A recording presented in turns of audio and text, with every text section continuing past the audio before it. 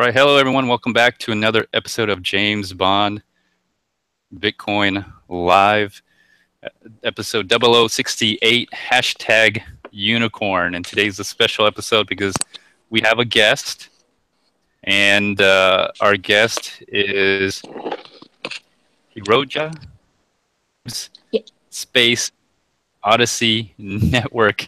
Say hello, Hiroja. Hello, everyone. How's it going? Excellent. And Brian's with us as well. Say hello, Brian. Howdy, everybody. All right. So, Hiroja, thanks for coming on the show. Appreciate it. I made this meme just for you because I was watching your stream as well, your video, and you made a response to my video talking about how unicorns do exist. I said unicorns don't exist in reference to Coinbase being a unicorn. Yes. But you have a fondness. Seems like you have a fondness for unicorn. Yes. Could you elaborate a little bit on that? It's by default. My mother is a big unicorn collector, so unicorns have been around my entire life. And I've had conversations with everybody about whether unicorns exist or not, and how that concept of unicorns kind of either got popularized or came into the consciousness of, writing and the fantasy world and stuff like that, and what similar animals might look like unicorns, and maybe there might be somewhere deep in the earth like some kind of proto unicorn of some sort. But it was just fun. I was just trying to be a little cheeky because at the end of all your videos you say you can also do a video response, and I've been watching you for a while and it was like, well, why hasn't anyone done a video response? So I just thought I'd do a little fun tongue-in-cheek one. Not so much about your against any of your content or criticism of your content, because I think your content's great. I don't agree with everything that you put out there, but I feel that you have a valid point and that you're very articulate and consistent and concise. So I just thought I'd do a little bit kind of fun stuff about, maybe we can do, what was it I did? Hashtag trivia games are fun, define Bitcoin, and, that unicorns are real. You just got to believe. And stuff like that. So yeah, I appreciate that very much. I think you're probably the only person that says I'm articulate. Most people in leave me comments tell me that I stutter and I say too much and I'm boring and they fall asleep. So I appreciate that. Could you tell the audience how you got into Bitcoin and when you got in? Okay, so I lived in Las Vegas for about 10 years. So the place of Las Vegas, it has a very kind of bit of a libertarian kind of out there space. And I would say this is around 2010, around either Black Hat or DEFCON, when one of the places, because, the economy crashed there very heavily, a job of mine ended, so I was going out to this computer place I go to across from the University of UNLV, which unfortunately is not there. I didn't survive the economy. But I was like putting out resumes and emails and getting with people.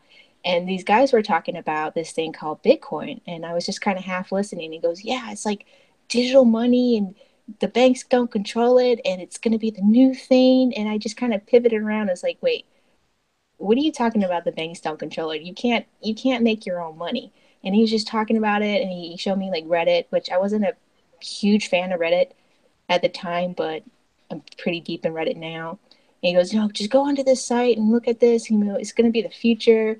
I have some Bitcoin. I'm mining this Bitcoin with computers. It's all about this, this blockchain technology. And it sounded like nonsense to me. I was like, you're going to get arrested. There's no way the government is going to allow people to create their own money. They just went after those Second Life people. And they went after, they go after the gold people all the time. I think this is when the start of the Liberty Reserve coin was starting to get attacked by the government. And I was like, there's no way. So I was very dismissive of it. I did look at the post. I didn't read the white paper. I just like, there's no way this is going to survive. And then around 2012, as I was doing different jobs things online, this Bitcoin kept popping up.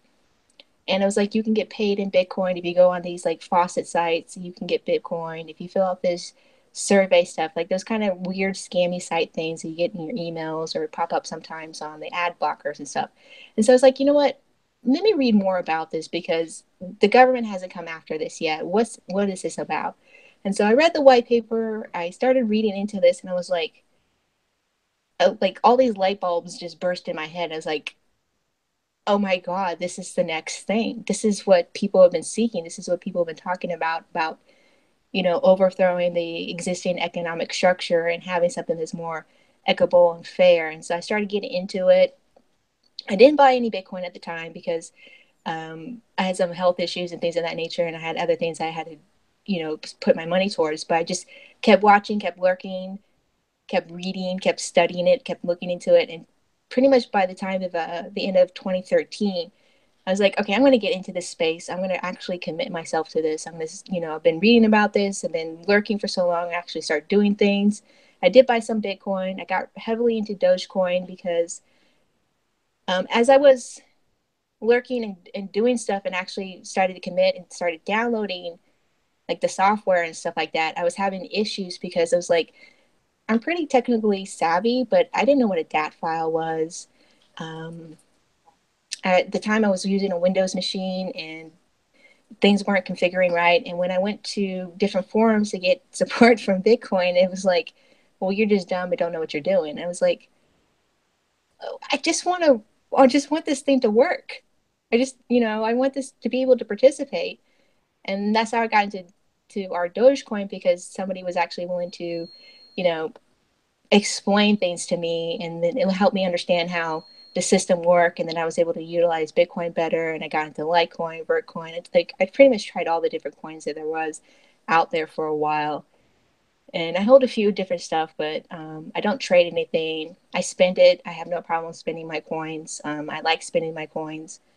I don't regret any of the buys I've done, but that's pretty much how I got into the space. I eventually started a podcast because there wasn't anyone talking about Dogecoin, which was a coin I was very heavily into because of the community. And then from there, I just spent out talking about the cryptocurrency space in general. I kind of did that in 2014. It lasted about a year. Had to stop for a while.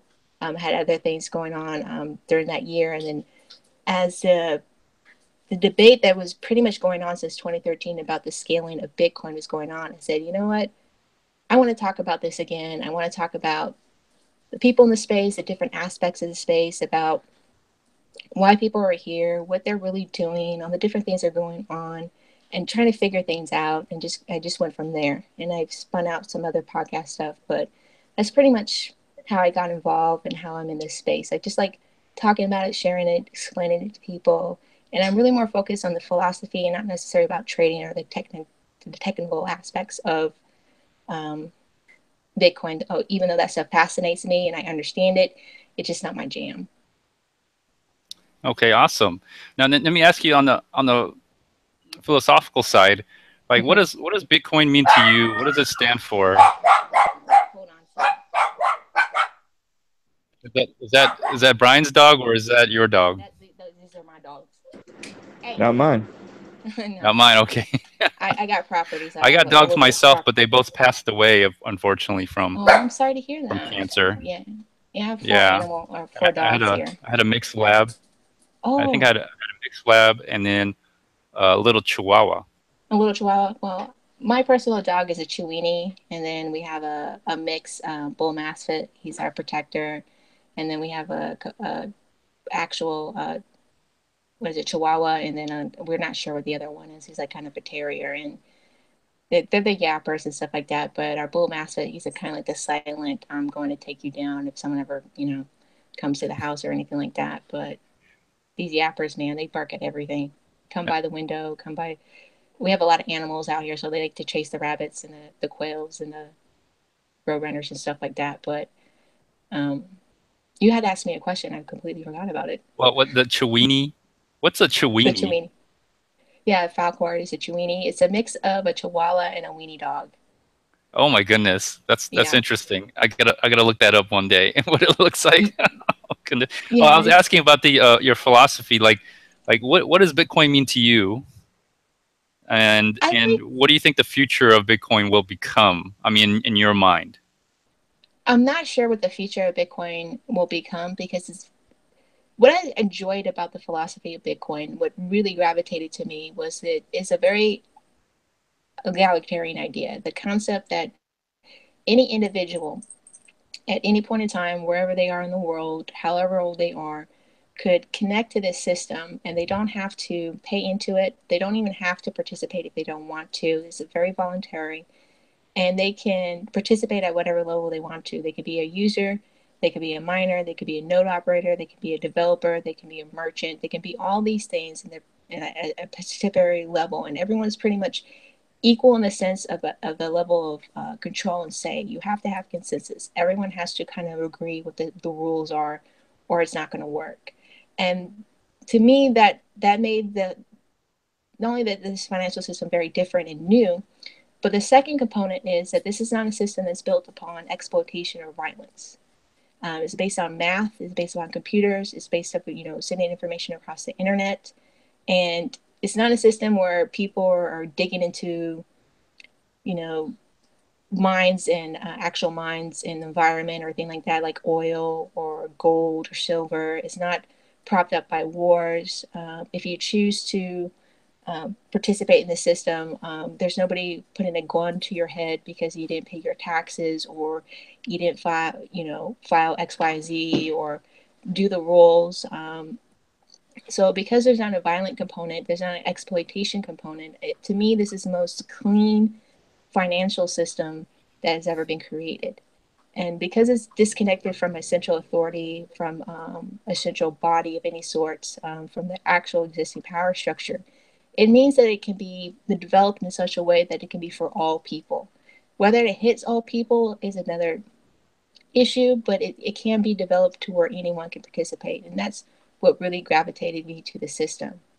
The future of Bitcoin, I do think the biggest problem with Bitcoin right now is because it's so heavily dominated by the first world, which lives in a very privileged space, that it doesn't fully realize, the full potential of Bitcoin. And when people do try to do different things to try to make it more equitable for people to utilize, they're very dismissive of it. They're dismissive of the fact that, $1 or $3 actually matters. Half a penny actually matters. There are places in the world where they actually literally live off of $5 a day or $1 a day just because of the economics of their situation. And people kind of scoff at that, and they don't fully realize, what you're developing or how you develop it, or your product or your website or your nodes or decentralization or mining.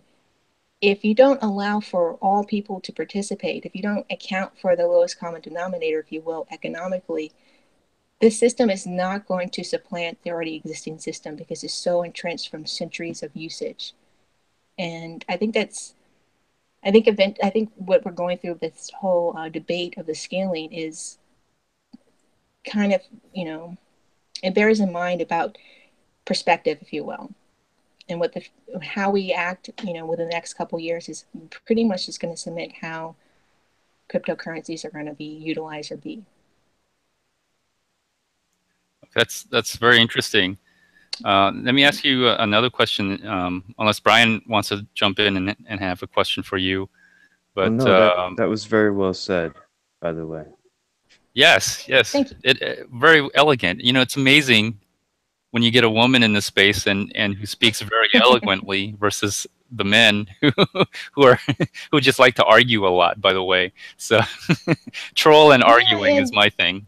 Troll and arguing a lot, and I kind of joked about it at first because it seemed very childish. I did some things where I equated it to, like, rap disc, how people were speaking and talking to each other. But now it's gotten to the point where it's very hard to tell what the truth is, and that's very frustrating because the truth used to be understood in the space, and now you have to go through so much information to figure out what the truth is, and that's another frustrating level of what's going on in the space right now.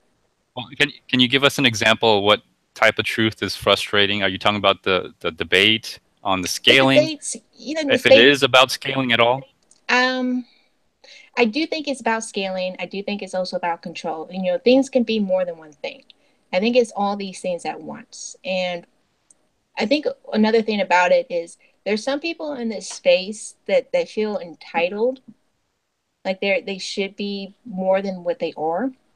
Are you talking about like You know, early adopters or the people who invested money into a business, like maybe perhaps Coinbase or Roger Ver? or all of it, Because all the they people have in put the a lot of money space.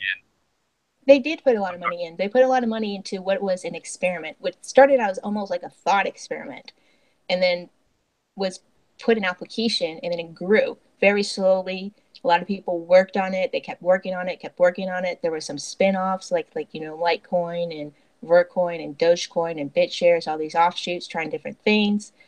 And you invested all this time and energy and money to something that you have no idea at the end of the day if it's going to work or if it's going to break. And that's just the experience of trying something new. That's the experience of building any type of business. You don't know if you're going to fail. And there's some people in here that think that they're guaranteed success. And there is no guarantees in life. There's no guarantees in success. Just because you had great results early on does not mean there's going to be great results continuing forward. But the entitlement I'm thinking about is I often hear in this space where, like, because of the return on investment on Bitcoin, like, I have to be a millionaire in order to buy shares in early companies like Twitter or Facebook or anything like that. Like, I wanted to do that, but I couldn't do that. I could have, you know, be this big person. And it was like, yeah, but would you really have bought early into Twitter or Facebook or Snapchat or anything like that? Would you have been even in the place or position to even been aware of it? And it seems kind of silly. Like, these people are trying to make it to where they're going to be the 1%ers now. Like, they want to be the 1%ers instead of thinking about a different economic system where everyone could participate in, where there's not necessarily a 1%er controlling everything and everyone else is, like, you know, down and really relatively very in the poor box, really. And so I think there's Yeah, I find it. Yeah. I'm sorry. Go ahead. I was going to say it's kind of like they're trying to play a game of musical chairs where we're just basically switching from one user group to another. Yeah, yeah. I was gonna say something like that. Like they became what they hated the most. It's kind of like what's happened, you know. Yeah. And I've talked about that where we're all angry at the old system, only to almost become like the old system in some ways. Especially some of the early users is what I would say who Yeah, a I lot think of they feel like early users, yeah, and also just a lot of these traders. These people are buying. They bought Bitcoin maybe at 254 or 1,000, and now it's at close to 5,000. So people are using it as store value, but they're also trading on this, expecting a return on their $5,000 investment, and I think they're going to get really disappointed. yeah. Hard. Well, it takes time to get those gains because I came in at 2013, just before I hit up 1,000. So I bought my first Bitcoin at 250, and I even got scammed a couple times actually. Yeah. So I learned my lesson the hard way. But I stuck around for 4 years, and in Bitcoin time and cryptocurrency time, that's like 25 years or something. I don't know. That's like a lot, you know, but it takes time to get those gains. And it seems like people that recently come in the recent rise up, and especially the altcoins this time around has really exploded. And we have people buying altcoins. And you know, if you bought $100 of whatever this and that altcoin when they were, you know, pennies or even dollars, they're worth like, you know, $50,000-$60,000 right now, and people really expect these kind of returns, like Ethereum.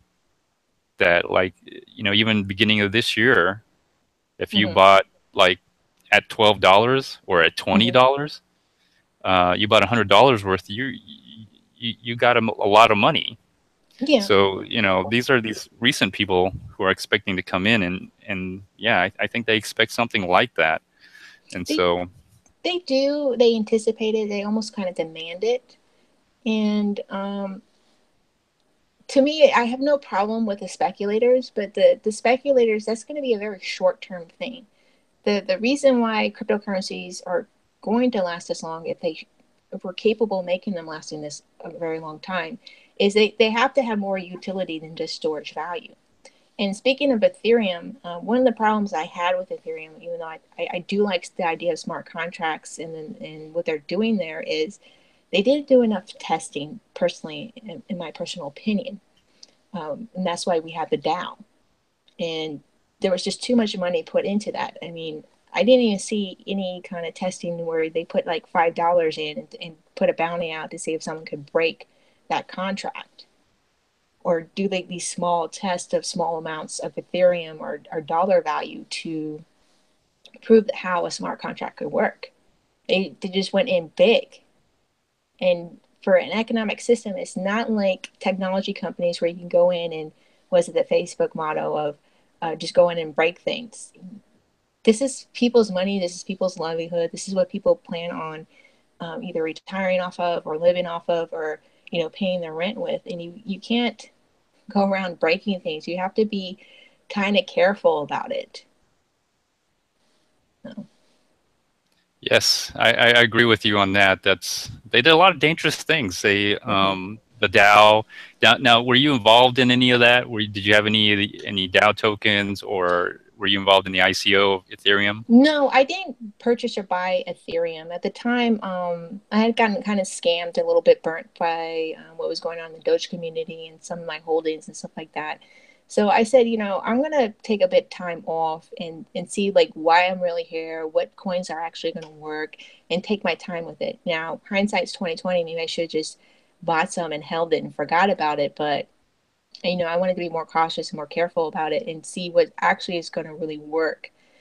With the DAO, I did interview Andrew Vegetable, who talked about the nature of forks and hard forks and stuff like that. He published a paper on, I think, the digital, I forgot what it was. He's part of the Litecoin Association, and we talked about the nature of the breakage with of the existence of the ETC that was about to happen, and just the DAO in general. Like, is code the law, or is this a bug? Is this a hack? You know, what is the nature of this? And I guess it was determined that it was a bug, and that they can wind the clock back. And I don't know if, I guess in the short term, it's great for Ethereum. They're able to make some gains and changes and things of that nature. But I think it was a very strong indication of just a lack of security and due diligence that we're seeing right now with all the ICO hacks and just the breakage of different wallets and stuff like that. And I don't think they actually learned their lessons from the DAO about making the code law. Yeah, I think they have a lot of issues, and then they still have legal issues, because I still think they're creating securities, and that has not even hit them yet. And to some degree, they're getting even more emboldened by how much money they make. They're making more DAOs or more ICOs, and it's spreading all over the world. Even China's banning it. South Korea banned any ICOs originating from that country, and I'm seeing a lot more nation states taking that same stance, but yet people are going, I wouldn't say underground, but they're using Ether Delta, a decentralized exchange, to facilitate these DAOs now.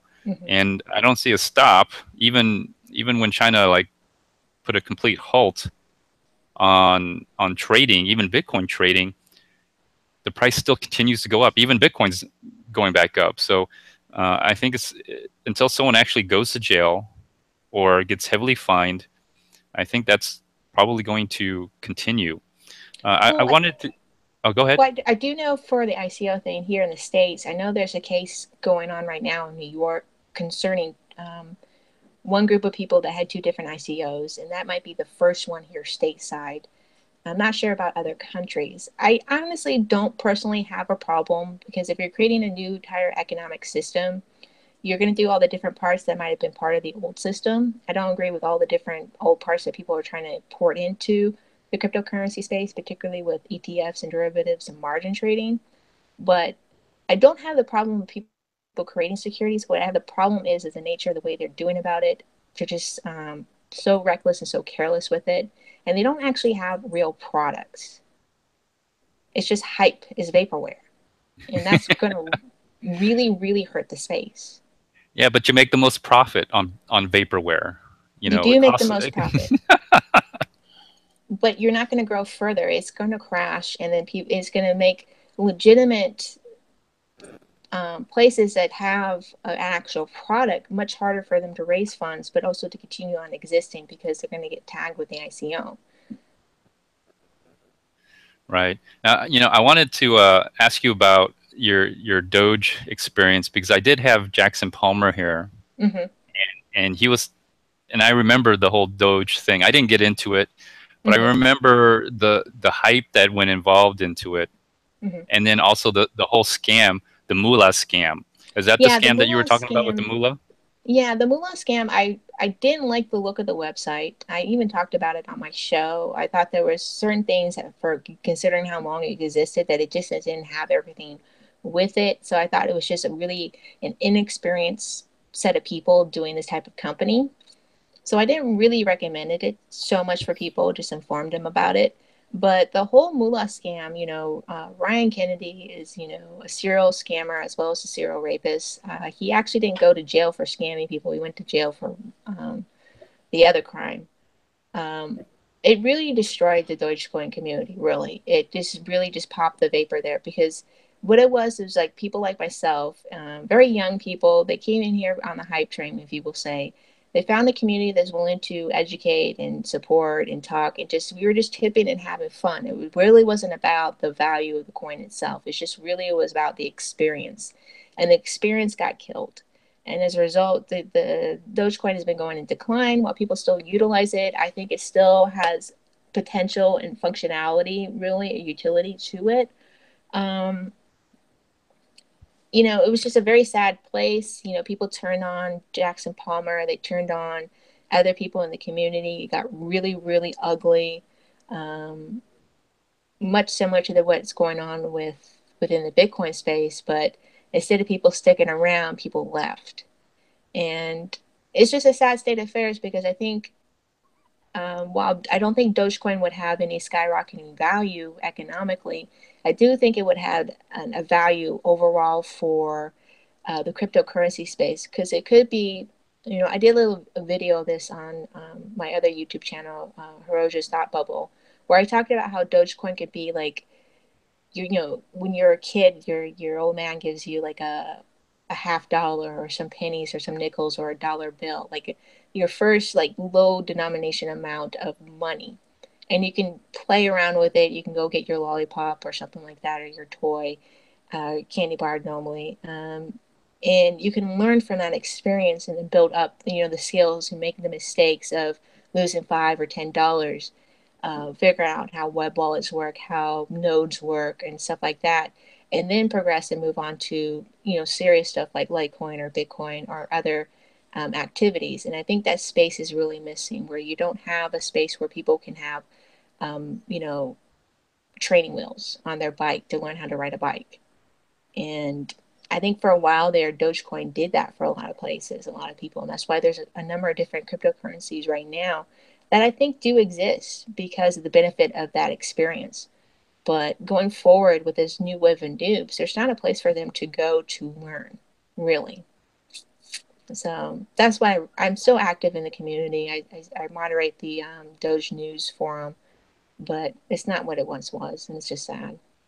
Okay, that's cool. Brian's a Doge fan himself, and I think he also is involved in some of the Doge community is somewhat. And so, Brian, are you still there? Do you have any? Yeah, I'm here. Okay. I don't think I've ever really been involved in the Doge community, as far as active participant, but I do hold Doge, and I do see, as the same as you do, Hiroja, the potential in it to become something. I like your idea of it being a starter crypto coin. That's pretty cool. Yeah, and that's what it was for a lot of people. Because if you go through like Dash or Monero or even Litecoin, because there's a kind of a bit of a I call it a sisterhood, but there's a shared relationship with Litecoin and Dogecoin. They were quite united together as far as mining. I'm not sure with SegWit activation if that's still the case, but is a place where people were able to get started and put forth ideas and learn about coding and learning how to do stuff. And then they went on with their ideas to other different communities and build off of it. You hear that all the time with different developers, like they started out with Dogecoin, or they learned about Dogecoin and got excited, and Bitcoin, and they messed around with it a little bit, still hold it, still keep it in their heart, but they went on to other stuff. And I think that's overall just really that's what's missing from the space is a place for people to mess around with cryptocurrencies, to put stuff in a piggy bank, buy some candy, put it like $5 in a wallet. You ride your bike, and all of a sudden your wallet's gone, and learn these little lessons that suck and more emotional, but not financially detrimental to people. Because when you lose 5, 10, or have $70,000 locked up in exchange and they're not responding back to you, that makes people very bitter, makes them very angry, and that's going to bring more regulation to the space, which I don't think we really truly need at this point in time, because it's not going to be to our benefit. That's a good point. What coins do you think are kind of like that? I mean, Bitcoin's been around, but it's so valuable. Mm-hmm. Getting involved in Bitcoin, it's almost like driving for the first time. You're giving a license to someone. You're giving keys to the car to someone who's never driven before. Sometimes, especially when it comes to your money. I mean, I just read an article where someone had 95 Bitcoins on his computer. Mm-hmm. And he just had it in the open space in a public Wi-Fi, and then when he left, he came back, it was gone. Now he doesn't know if someone hacked onto it or someone got into his computer, but all he saw was his Bitcoin address go to another address, and he didn't authorize it. So you hear stories like that. I heard a lot of stories like that back in 2013. What coins are there now, or what community groups do you think that are out there that are more nurturing? Because I've been in Bitcoin, and the only way you really learn is really through your own mistakes, unfortunately. But do you see any other community out there? Like, do you think Ethereum is like that? Because Ethereum has grown quite a bit, and they have their own set of community group, which is I think very different than Bitcoin community groups. They do. As far as the community stuff, I think because of the value of Ethereum is a little weird as far as the play aspects to it. But as far as the dev aspect to it, if you want to learn how to build off of Ethereum or learn the Solidarity or anything like that, like the technical aspects, it's very much like in the spirit of Dogecoin. There will be people that will walk you through it, very simple, like 1, 2, 3, ABC. I don't know how they do it in the UK, but when learning writing, they have like these little like dashes where you trace over the letter A and the letter B. I mean, they'll go very simple for you if that's what you need to do to learn. So that aspect of Ethereum, I really appreciate. There's a few others that are like that. Like as far as the technical aspects, they're more open than say Bitcoin, and I think that's probably going to be like the cementing legacy of Dogecoin is that allows for other developing communities as far as the technical aspects to be more open and more, I don't want to say kid friendly, but more patient with their users to help them build up their skills to learn. The passion in Ethereum is pretty great. The passion in Monero, I think, is pretty close to the Dogecoin passion. I think they have a bit of a spirit, a very tongue-in-cheek usage there, from what I've seen from their forums and the people talking about it. But overall, I don't see all the elements that were part of the Dogecoin community in one place. I think it's kind of spread out to different coins out there. And I think that's a good thing. I think it will help and grow the development. And maybe there'll be one of these coins that will have a really strong and enthusiastic community that's a bit more in the spirit of Dogecoin, but presently I just haven't quite seen it quite yet. Excellent. Now, okay, just to let the audience know, Hiroja is a woman. All right, I just want to let you know that not because it's anything special, because I rarely see any women in Bitcoin. Okay, I rarely do, and I do travel a little bit, and I do see some, but very few. There may be like 80 guys, and then maybe one female, and she came because her boyfriend brought her there Mm-hmm. or something like that. And so in some ways, I could say you are kind of a unicorn. So. But your perspective of the cryptocurrency space, is it any different than a man's perspective? What do you think? No, it depends on the person, really. But I do think because as a female, maybe I'm just more empathetic.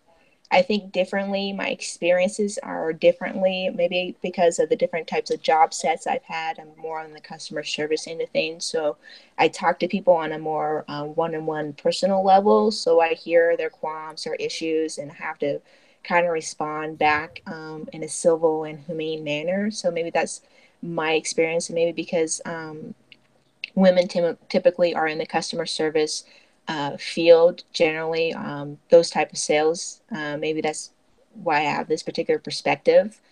I do see that with some men, but I think really with this space, while it's still male dominant, I think the biggest concern for the space is that it's too Western dominant. I don't think there's enough of a perspective of the different kind of economic levels out there in the world, because I don't think people have really truly like traveled enough. And I'm not talking about traveling to Europe or traveling to conferences, but actually traveling and being in places that are not the tourist area and experiencing how other people truly live and realizing, you know, how, good you have it, but the different level of issues that people have to deal with.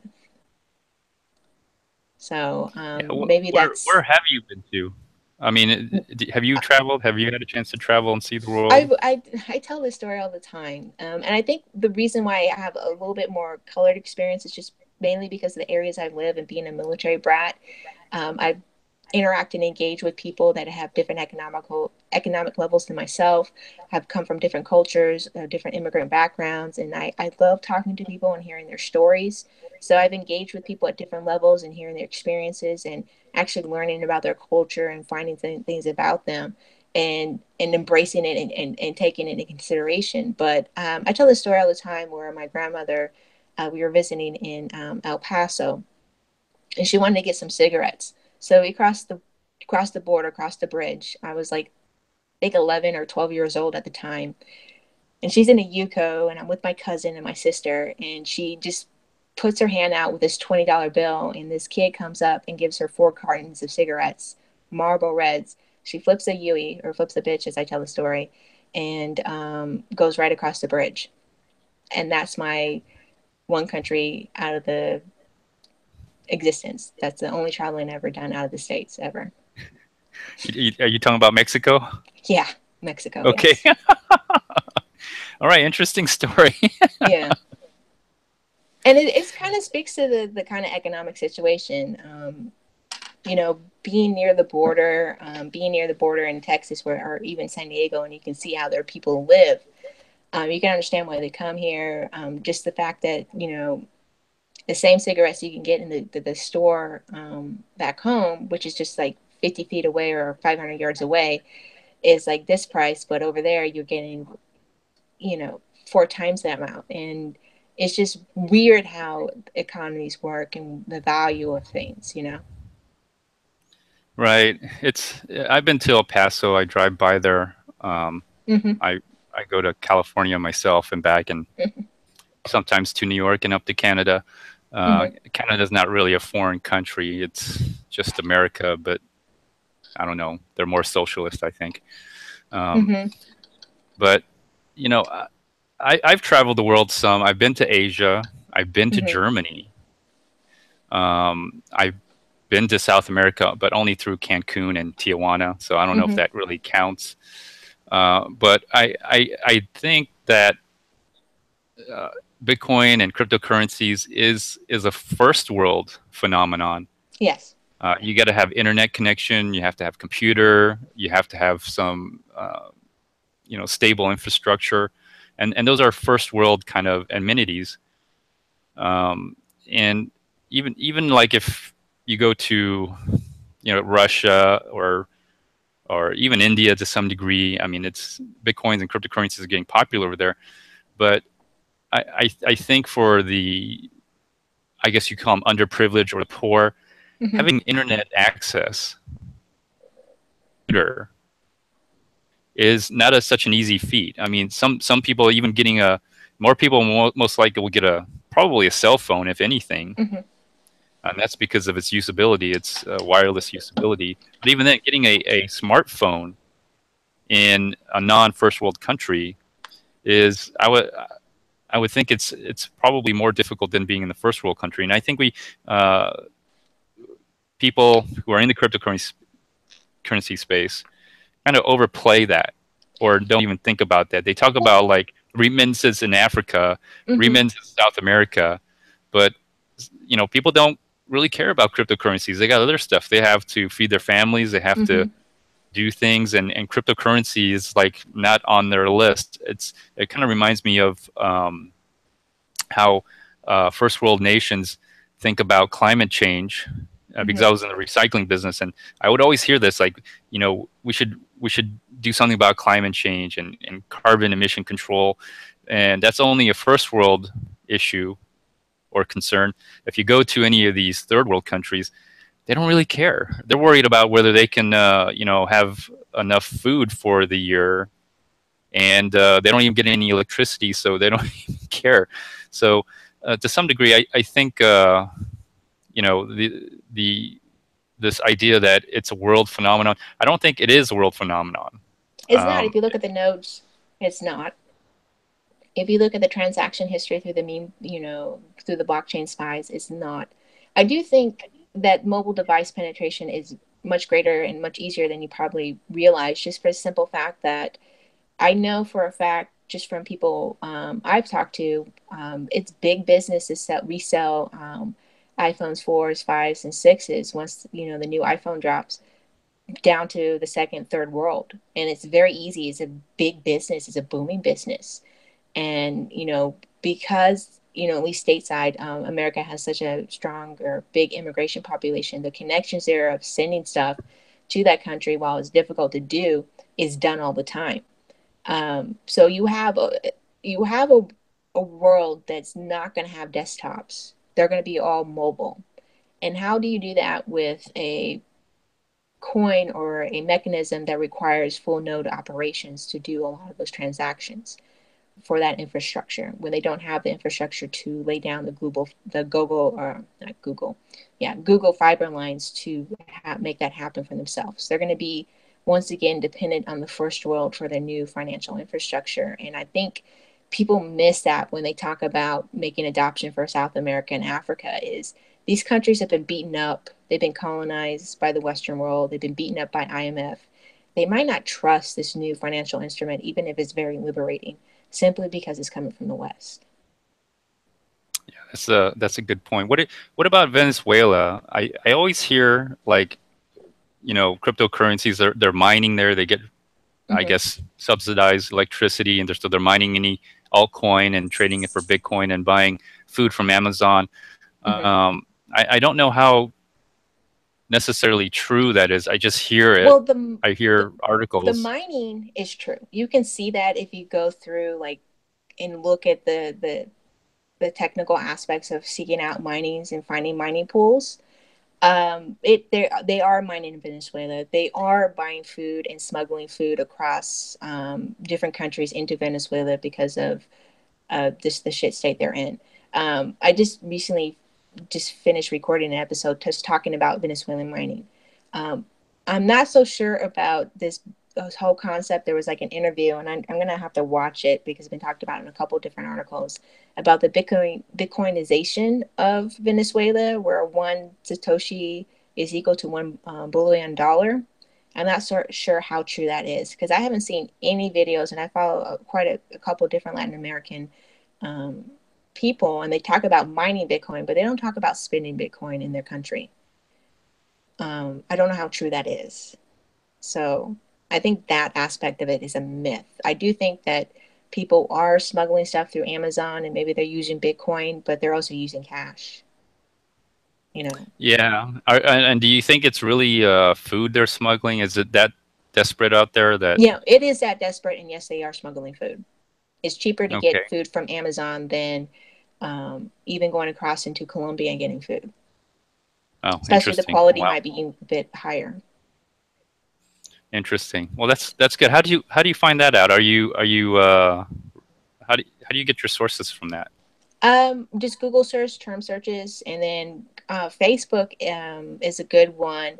The problem with Facebook, joining the groups is you have to wait and stuff like that, and just translation because they're doing things in Spanish. Sometimes there's some English stuff, and just waiting, and I have a Google alerts, and just going to actual papers and sources from within the country, and just translating and reading between the lines and figuring things out, and taking names and just Googling them and seeing if I can find out more about it. The thing that really kind of pisses me off about the whole entire cryptocurrency space in general is you had these guys that were mining in Venezuela, right? It's not illegal for them to mine in Venezuela. Bitcoin is not even banned in Venezuela. It's not even regulated. There's no laws against it. They're getting charged for something called electricity theft, which is a very minor crime, but it's not really a crime. It's more like you have to bribe the local authorities and you can do whatever business you're doing. But they're locking these people up. And I didn't see anybody saying, hey, let's send some lawyers down there and make sure they're doing okay. Get some advocacy groups, send some money, make sure their family's taken care of. You see these arrests all the time throughout the space in these different countries that have very harsh laws, very harsh sentencings and harsh conditions. And everyone cheers them on for mining in Venezuela and going against the man and going against that socialist government.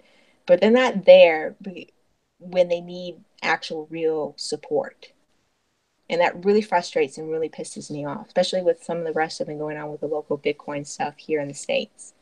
You don't, if you really want Bitcoin to be utilized, if you want cryptocurrency to be this global thing, then you have to be there for all the different types of battles. You have to be there with an advocacy group that's going to go there, bail people out, get a lawyer, advocate for them, talk about them in the media, and fight the system at all kinds of ground levels. And I'm not seeing that from this space.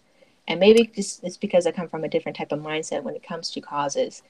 You know, I don't know. Well, at one point there was the Bitcoin Foundation, Mm-hmm. and they're pretty much dead now. But I did remember that the Bitcoin Foundation did try to defend one of the person in Florida that was arrested. Mm-hmm. So there was a point in time where there was an advocacy group, which was the Bitcoin Foundation. Mm-hmm. They've had people go to Washington D.C. to talk about Bitcoin. But they're gone now, and people have had issue about them Mm-hmm. because they weren't so sure if they wanted the Bitcoin Foundation to represent all Bitcoin. Mm-hmm. And then ever since the Mt. Gox collapse and Charlie Shrim also being arrested, and they were on the board of directors, it also Mm-hmm. made them look bad. And on top of that, they misallocated funds from, oh gosh, who was that guy? He works at Enchain now with the Craig Wright. Yeah, they had Bruce Fenton, scammers I on the think. board. But anyways, a lot of people have left and stopped donating. It's kind of unfortunate, but at the same time, it's hard to, I guess, organize Bitcoin because it's so unorganizable in some ways. How do you take a group of people that have probably utterly almost nothing in common, Mm-hmm. other than the fact that they may have some Bitcoin or they believe in this idea of Bitcoin? But other than that, I mean, how do you get them together to all agree? And even now, with the schism that's been going on since 2013, it's always been an issue, and the vast amount of new people that have come in as well Mm-hmm. with their own ideas. You know, it seems like it's this ball of wax is getting bigger and bigger, Mm-hmm. but at the same time, it's becoming more chaotic and almost uncontrollable. I don't know if we'll ever come to consensus. it seems like splitting Mm-hmm.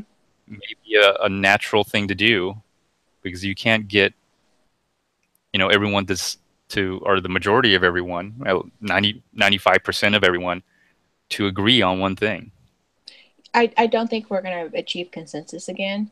I Even with the upgrading to either Lightning Network or confidential transactions, shortening signatures, that that ball has gone. There's no way to get that ball back. It really isn't. You're going to see more breakage. I think. I think this the SegWit 2x is going to happen. I don't think people are going to blink. I have no idea what's going to happen with the lack of replay protection. I understand the whole game theory aspect of it, and that's great in theory, and sometimes in practice it works. But when you're dealing with we're all trying to build a new financial economic system, and yeah, we're going to battle each other to try to create this new system to try to make it work. But how am I going to put it? You can't have these battles where you're destroying everything. Because if you destroy everything, light things on fire, burn the house down because you don't want anybody to have it because you want to be the only one to possess it, then this system is not going to work. There has to be some consistency. There has to be some compromise. There might have some baby steps. And we might have to do this very slow, very piecemeal, because the current economic system that we have right now has existed for centuries in many different forms, and it's been really refined during the 20th century. And if you want this to happen, you have to think both short-term, long-term about what you're doing, where we're going, and how we're going to go about it. And I think what it is when it goes back to privilege is people don't want to give up their privileged position, because it means that they think or perceive that they're not going to have the entitled piece of the pie, instead of thinking, there's actually a pie that exists and you're going to have some of it. You're not going to have all of it. You're not going to have the biggest piece, but you are going to have a piece of the pie. And more importantly, because the pie exists, the piece that you have is going to increase in value. And I think people have a hard time wrapping their idea around that.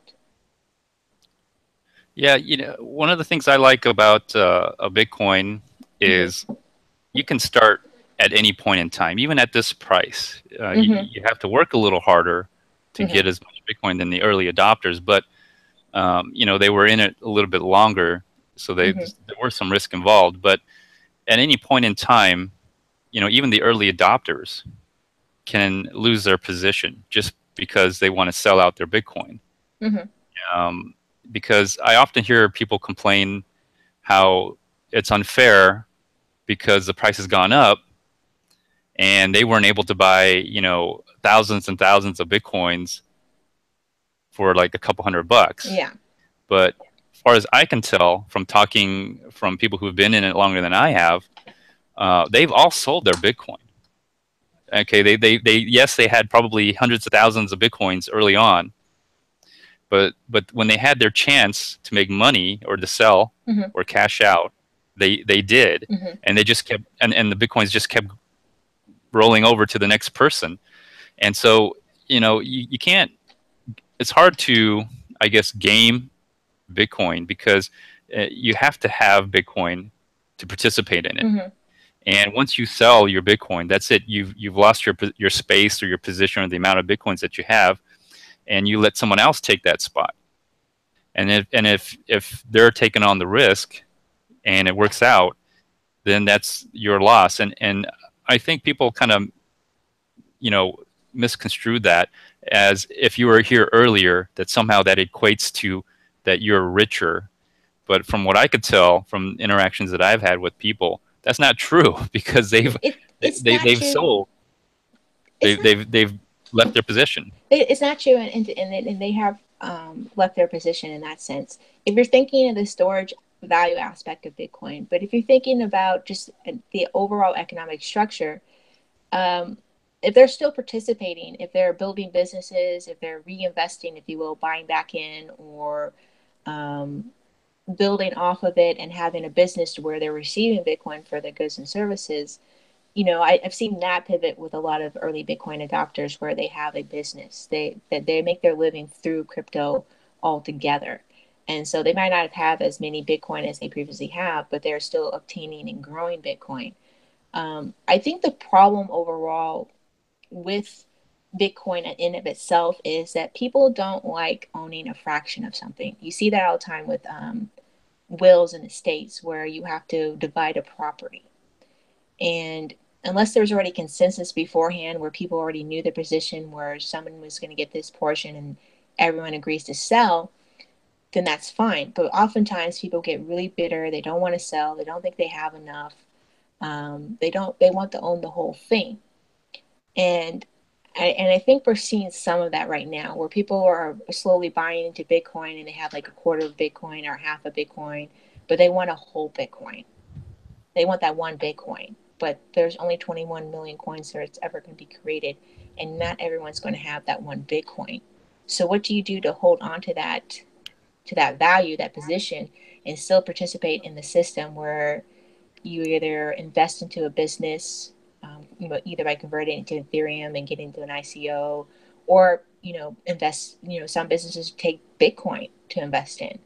I mean, what do you do? How do you still work in this side of the system when there's a very limited type of quantity? And I think right now it's not a problem really because that's all those speculators that are into the place, but it will be a problem going forward because people are going to realize, yes, I'm participating in this very high valued system, but I only have a very much a sliver of it, and it would be nice to have more of it. So maybe I'm going to go into these other type of coins and use this other type of system. And then they go, well, I can go into that other system or that other system. And that's why some coins that do exist now are still existing while maybe they shouldn't because they don't really add value to the overall economic space. But it's a conundrum. I don't know what the solution is. I don't know how to change people's perspectives and how to educate them to think in a more long-term fashion and less, self-fashion and more of a future self-fashion. But I think that's just where we are right now. Yeah, there's been talks where they want to move how you describe Bitcoins. They want to describe it in milli-Bitcoins or in Satoshis because you're not the first one to actually say that to me. Mm-hmm. Many people have said, the problem with Bitcoin is because the price is so high that people want to own a lot of a whole thing. Mm-hmm. And, that's why a lot of altcoins have probably done very, very well because you can buy a lot of these altcoins for very little money. It's a little deceptive, if you really think about how Bitcoin works, it doesn't really matter. Anyways, it goes up to 8 decimal places and you can work from there. And I think in the future, we may have to use like millibits or say Satoshis if the trend just keeps going that way. And if you're lucky to actually own one Bitcoin, you can't do millibits and Satoshis until we close the loop. And what I mean to close the loop is people get paid in Bitcoin.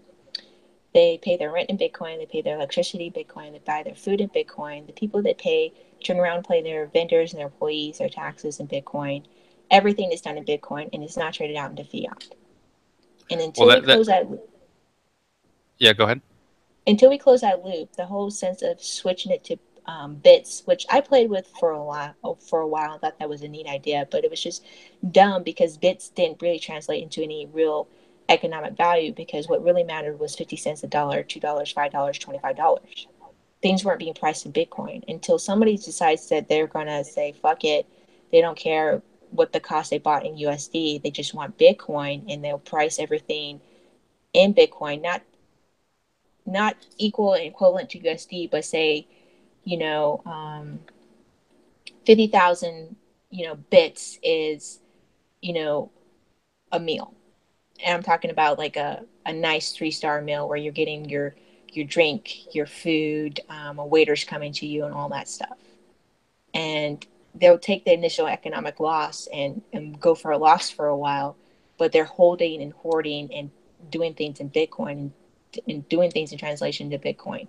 But until that happens, it's going to be this USD fiat storage thing, and you're going to have this issue where people are going to think, I want the whole of something instead of just these, just like we have right now with, pennies and nickels and dollars equal up to something, you know. Yeah, that's a good point. But I often wonder because I hear that a lot. Like, they want to close the loop. Mm-hmm. But my experience as a peer-to-peer trader kind of tells me a different story.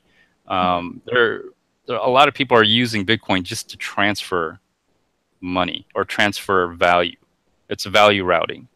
And so, as when I look at like Russia, for example, on local Bitcoins in Australia and these other countries that are doing peer-to-peer trades, my opinion is that the money never leaves the country. The money, the fiat currency, is being used to transact, and then people are buying Bitcoin so they could transfer that value to a different country altogether. So the money just never, never gets wired out, never gets moved outside the country, quote unquote. At least the fiat currency, the physical form of it. But the value of it has, because you buy your Bitcoins at X amount of dollars. The money, the physical money, stays in that country, obviously. But the value of that Bitcoin, the fiat currency, has been transferred to Bitcoin. And then someone takes that Bitcoin and then sends it out to China, Russia, Europe, the US. And all of a sudden, you've transferred value without actually transferring the physical money. And I think that's what it's really being used for right now on a large scale.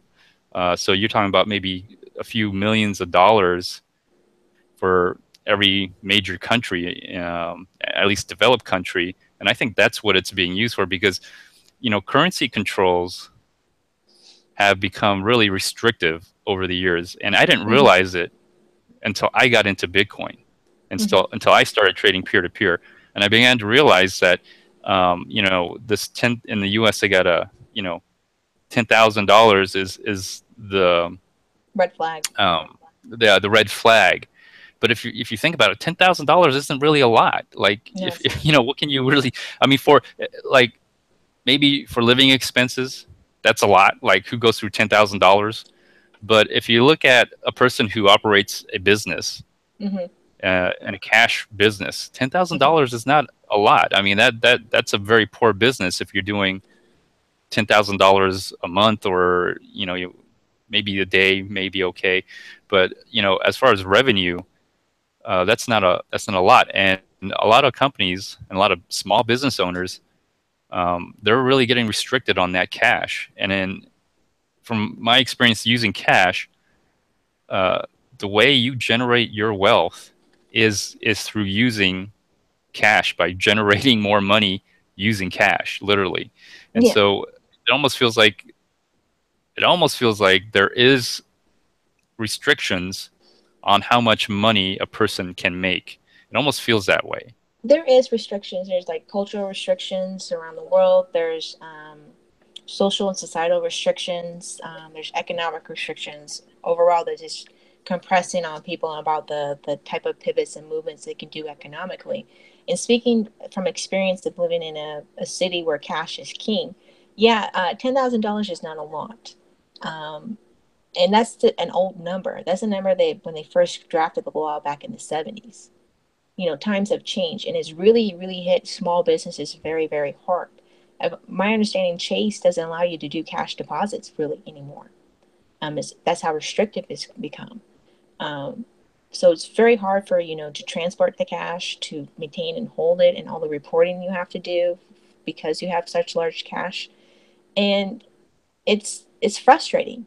It makes it very restrictive, where you're basically punishing people that are doing their due diligence or doing things legitimately for the very small fraction of people that do bad stuff.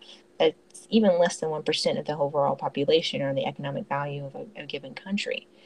And I don't know what the pushback can be with the current economic situation to change that. But I do think within the cryptocurrency space, and I'm shocked that no early adopter has done this, is if I personally had the capital, I would buy one of these losing closing retail places inventory. at ad hoc, and then I would inventory it and put it on a website and then price everything in bits and take whatever I consider as a loss just to demonstrate and prove the economic value of transacting in Bitcoin, or finding that one thing that people are willing to spend their Bitcoin on, whether it be, I don't know, porn or computers or something, that that that market that demonstrates that you can transact in bits, that you can mark things in bits, and just be like, I'm paying my employees in bits, I'm paying everything in bits, my software, my engineers, my servers, all of that, my sending out of stuff in bits. You're paying me in bits, and try to prove of whether or not it's possible to have a closed system. It's probably much easier to do a restaurant like a hot dog stand or something like that as a test case. But I think it takes real balls and vision to really commit yourself as someone who's a merchant to just switch to bits and not touch fiat. There's plenty of businesses that go at a loss for a very long time. You know, look at Amazon. When has Amazon ever really made a profit? Yeah, unfortunately, they've also are open to the public to dump money into them. So, Yeah. you know, Coinbase, on the other hand, and BitPay, they kind of don't have that luxury yet. Well, And on top there's of these that, ICOs BitPay, are happening that the haven't been what? shut down yet. Oh, the ICOs. Well, I don't know. ICOs, people tend to right now. People are really shying away from ICOs, or starting to. I think that's going to slow down as soon as the regulators come in. And also, BitPay has been they've been hacked or socially engineered to give away millions and I think it was $18 million. I think it was quite a Yeah. lot, and that's why they don't sponsor the St. Petersburg's Bowl anymore. But you know, the problem with like using Bitcoin as these payments is they're the infrastructure of Bitcoin may not be able to handle it. And I think a lot of these companies, the early adopters who started these businesses, I give them props for starting it, but they would have probably made, unfortunately, a lot more money. I don't know if it's a chicken or the egg thing, but did Bitcoin go up in value because they started these companies and people got into it, or did the price go up and that's why people are getting into it? You know, because if they didn't spend all that money with starting these Bitcoin companies, and they actually kept the Bitcoins they had instead of cashing out and starting these companies, they probably would have been better off financially. Well, You know, look at those casinos. I'm going to make two points. Look at those casinos that took in Bitcoin to start up their company. I think it was Dice something did that, and Satoshi they Dice. yeah, Satoshi Dice, and they made a tremendous amount of money. And they also eventually sold the company, but they took a lot of Bitcoin. They took Bitcoin and they paid out in Bitcoin. They used Bitcoin as their reserve payout thing, and they kept everything pretty much in Bitcoin except for when they actually had to transact out of fiat, no doubt for their servers and their employees. But if they Well, were able to, they had to. They didn't have a choice. You know, they have they a would have been choice. arrested. So Probably, that's probably one yeah, use case, like gambling and poker sites and stuff like that yeah. that used cryptocurrencies. But speaking of the chicken and egg thing, the reason why, you know, those businesses started is when the light bulb clicked that people saw Bitcoin as value. Is everyone kind of jokes about it, but is I think is still very important. Is a $10,000 pizza transaction. You know, people were like, oh, someone's willing to pay and get Bitcoin for that, and of course that person cashed out in fiat. But I think because those businesses existed, like Coinbase and BitPay and other those early businesses, Bitcoin began to have value. I mean, because of Silk Road for the longest time, with all the different crashes and hacks going on, Bitcoin was able to maintain some kind of value because people were using it for their drug transactions. Well, what do you think is driving the price now? Because Silk Road's gone. A lot of the dark markets have been busted. You know, I know Coinbase and BitPay still around, but it's, you know, what do you think is driving up the price now? Is it it's you know? speculation. It's not the utility of Bitcoin. It's the the one single aspect of many aspects of Bitcoin is the storage value, which is, I think, is being really overemphasized right now. And that's what it is, where people are they realize their 401ks are not going to be there for them. They're not going to have Social Security. They're not going to have pensions. So there's some people that are just buying and holding, or they're buying and trading and playing the little margin numbers to build up enough USD to either buy property or buy enough of something to hold for the long term. I think that's what's driving up the price, is this speculation. And you also, like you said, the cash controls a number of different countries have, like China, like Russia, like Venezuela, like Zimbabwe, and all these other countries that are in doldrums. People need an escape hatch, and they see Bitcoin as a viable escape hatch. And I think it's going to drive the price up for quite some time. But eventually, it's going to hit a plateau, because not everyone's going to can buy in at $10,000 or $20,000. At some point, it's going to hit a point to where people can't really buy in at the level they're doing. And then this is when Bitcoin going to have become a Jesus moment and try to make some utility case of what other things you can do with it. What did you call it? Did you come to Jesus? Come to Jesus. Okay. Oh goodness. Oh, you're funny, Roger. Wow, Brian, are you still there? We got to check on Brian. Yes, I'm still here. Okay. Do you have any questions for Hiroja? Or I mean, we just been on Hiroja. That's all right. I think we had a great discussion here. Brian, did you have any questions for Hiroja, or want to say anything? We don't want to forget about you. I have just been enjoying the conversation. I've almost just been sitting here like the other people, listening to you all talk and having a good time while doing it. Yeah, well, I promised everyone a three-way conversation, so But you must have some question for Hiroja. I mean, I know you do, Brian. Yeah. Did you hold on to your Doge, or were you so angry at the situation at the time that you let go of it all? I did hold on to my Doge, and I foolishly kept some Doge in that tip bot that got taken down. And I also got scammed out of quite a bit of Doge as well. But I do have quite a bit of Doge left, and I'm not selling it or anything like that. I did convert a little bit of Doge to Litecoin because I wanted a Litecoin. But no, I'm holding on to Doge forever. I'm keeping it, and even if I don't think it will ever go to nil. Even if it's less than a penny, I had no problem. It was a great experience. I'm going to be like showing my grandkids, this is my Dogecoin wallet.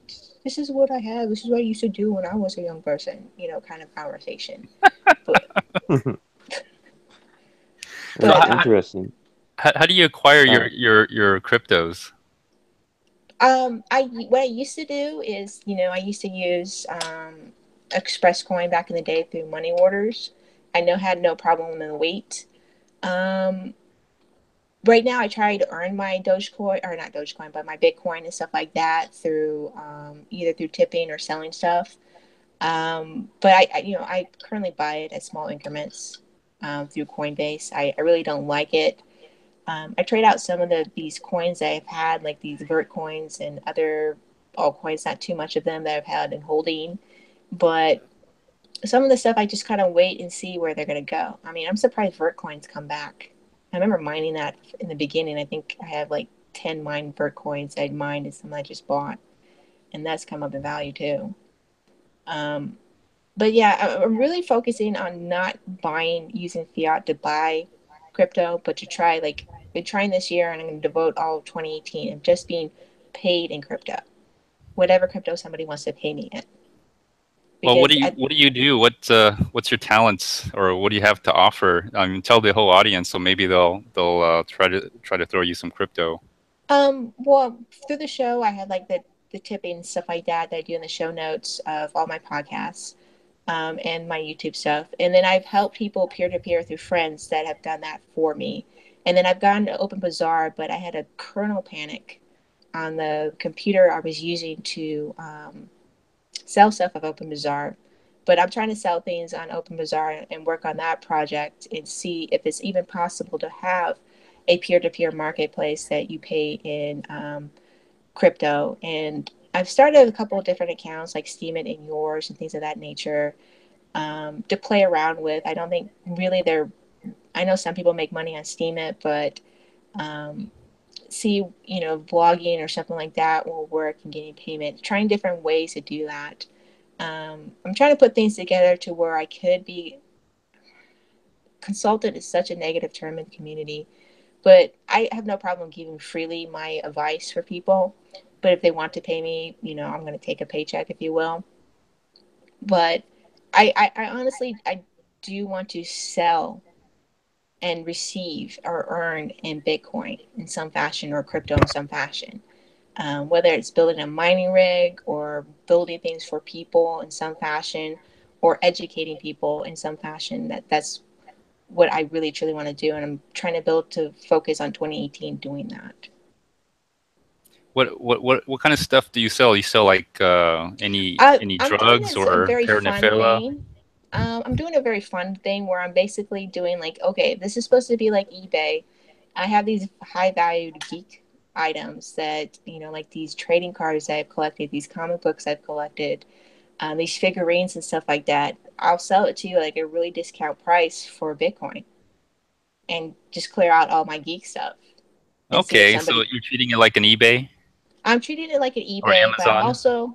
I'm also looking to see like what's on the site, what people are actually buying, and seeing what would someone be willing to part their Bitcoin for, and then build a business off of that.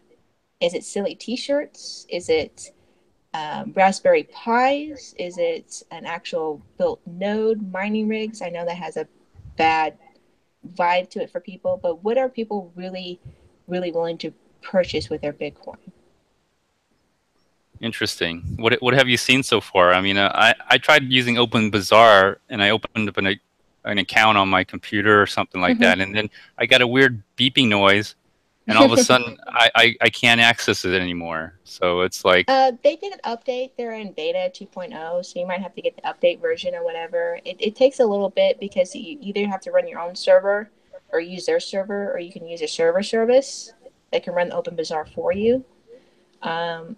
But what I've been seeing is just silly stuff, like T-shirts and Bitcoin paraphernalia and stuff like that. I see a lot of cigarettes on Open Bazaar, like Turkish cigarettes there for a while. All sorts of different knickknacks, like honey, teas. There's all sorts of different stuff that people are buying. It's still very niche. It's still very new. They just did they just did a beta, like I said, a beta update where it's much more clean and much easier to navigate. And so there's different stores on there. And so I'm not seeing like the full Open Bazaar network, I think, with this beta. But I've just been watching and monitoring and studying. And really what I found is just comfort stuff, merch, like Bitcoin emphasis merch, and maybe some small utility stuff like certain computer parts or like open dime sticks or something like that is what I really oh, been seeing selling. have you seen Open Dime? Have you had a chance to look at it? Do you know what I Open love Dime? Open Dime. They just did a new batch. I'm going to probably put an order in this Friday for a set. I think they're great. I think it's the future. I'm wondering, like, really who's the first, portable wallet that's going to be kind of like Open Dime Stick, but you could do NFC transfers where it's much smaller. It's not like those, like the Ledger Blue or anything like that, where they're kind of big and bulky, but something that's very incognito where you can't really see it. Maybe something as small as like a Fido or something like that, Okay, interesting. where you can just tap and transfer, you know, input the amount, whether it be the dollar amount or the bit amount, and then hit someone's other stick or hit someone's phone or something and transfer the amount. Oh, okay. Yeah, that'll be interesting. So far, for anyone who doesn't know what Open Dime is, it's kind of, gosh, it's just a board, isn't it? A board with some chips on it, Mm-hmm. and that's basically your private key. And the only way you can access it is originally the older Open Dimes. You had to break a stick, Mm-hmm. and then that would reveal the private key.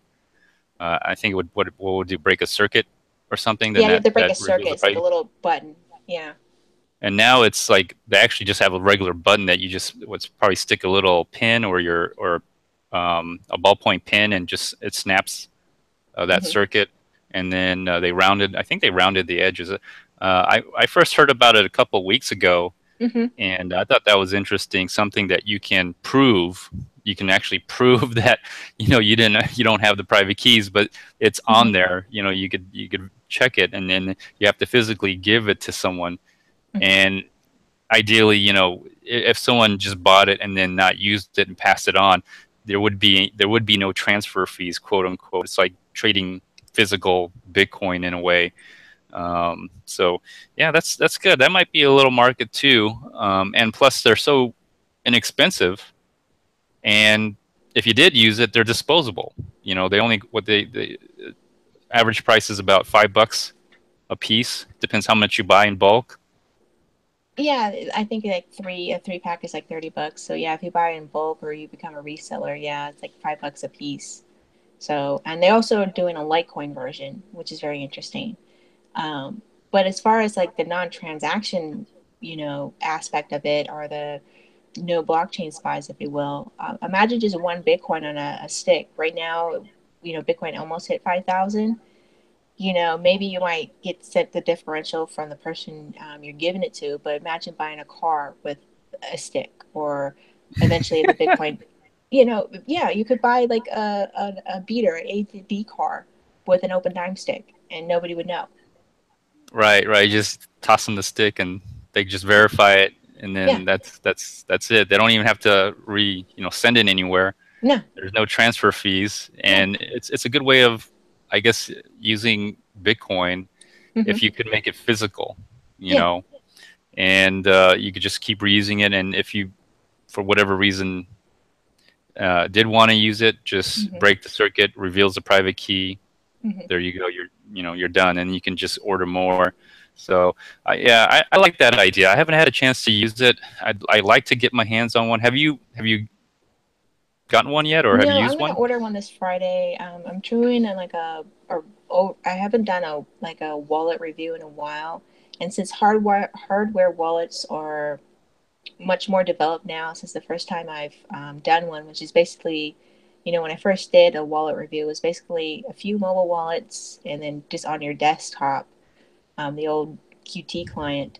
Um, I wanted to get into these different types of hardware wallets that people are developing, and seeing what the space is looking like and where we're going from here. I saw a very interesting YouTube video, or it was a tweet where someone was doing all the different things you can do to an open dime stick. Like he burnt it, he put it in the oven and baked it, and it still worked.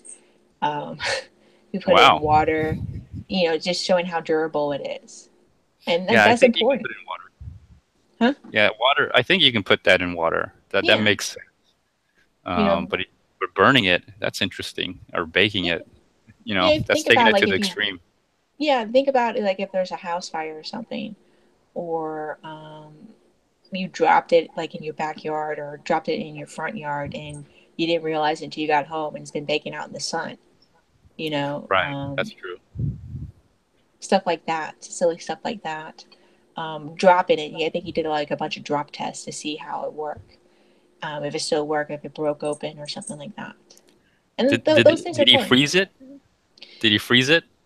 I'm not sure if freezing was on there. I suggested he should bury it in the backyard and see if it still worked, you know.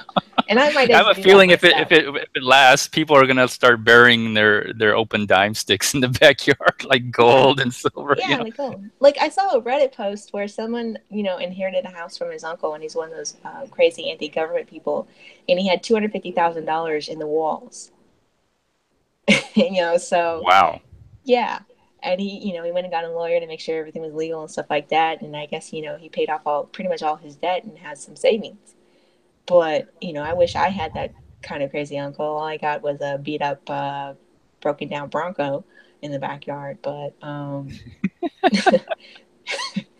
but yeah, someone you can, because they're so tiny, you can probably hide it somewhere.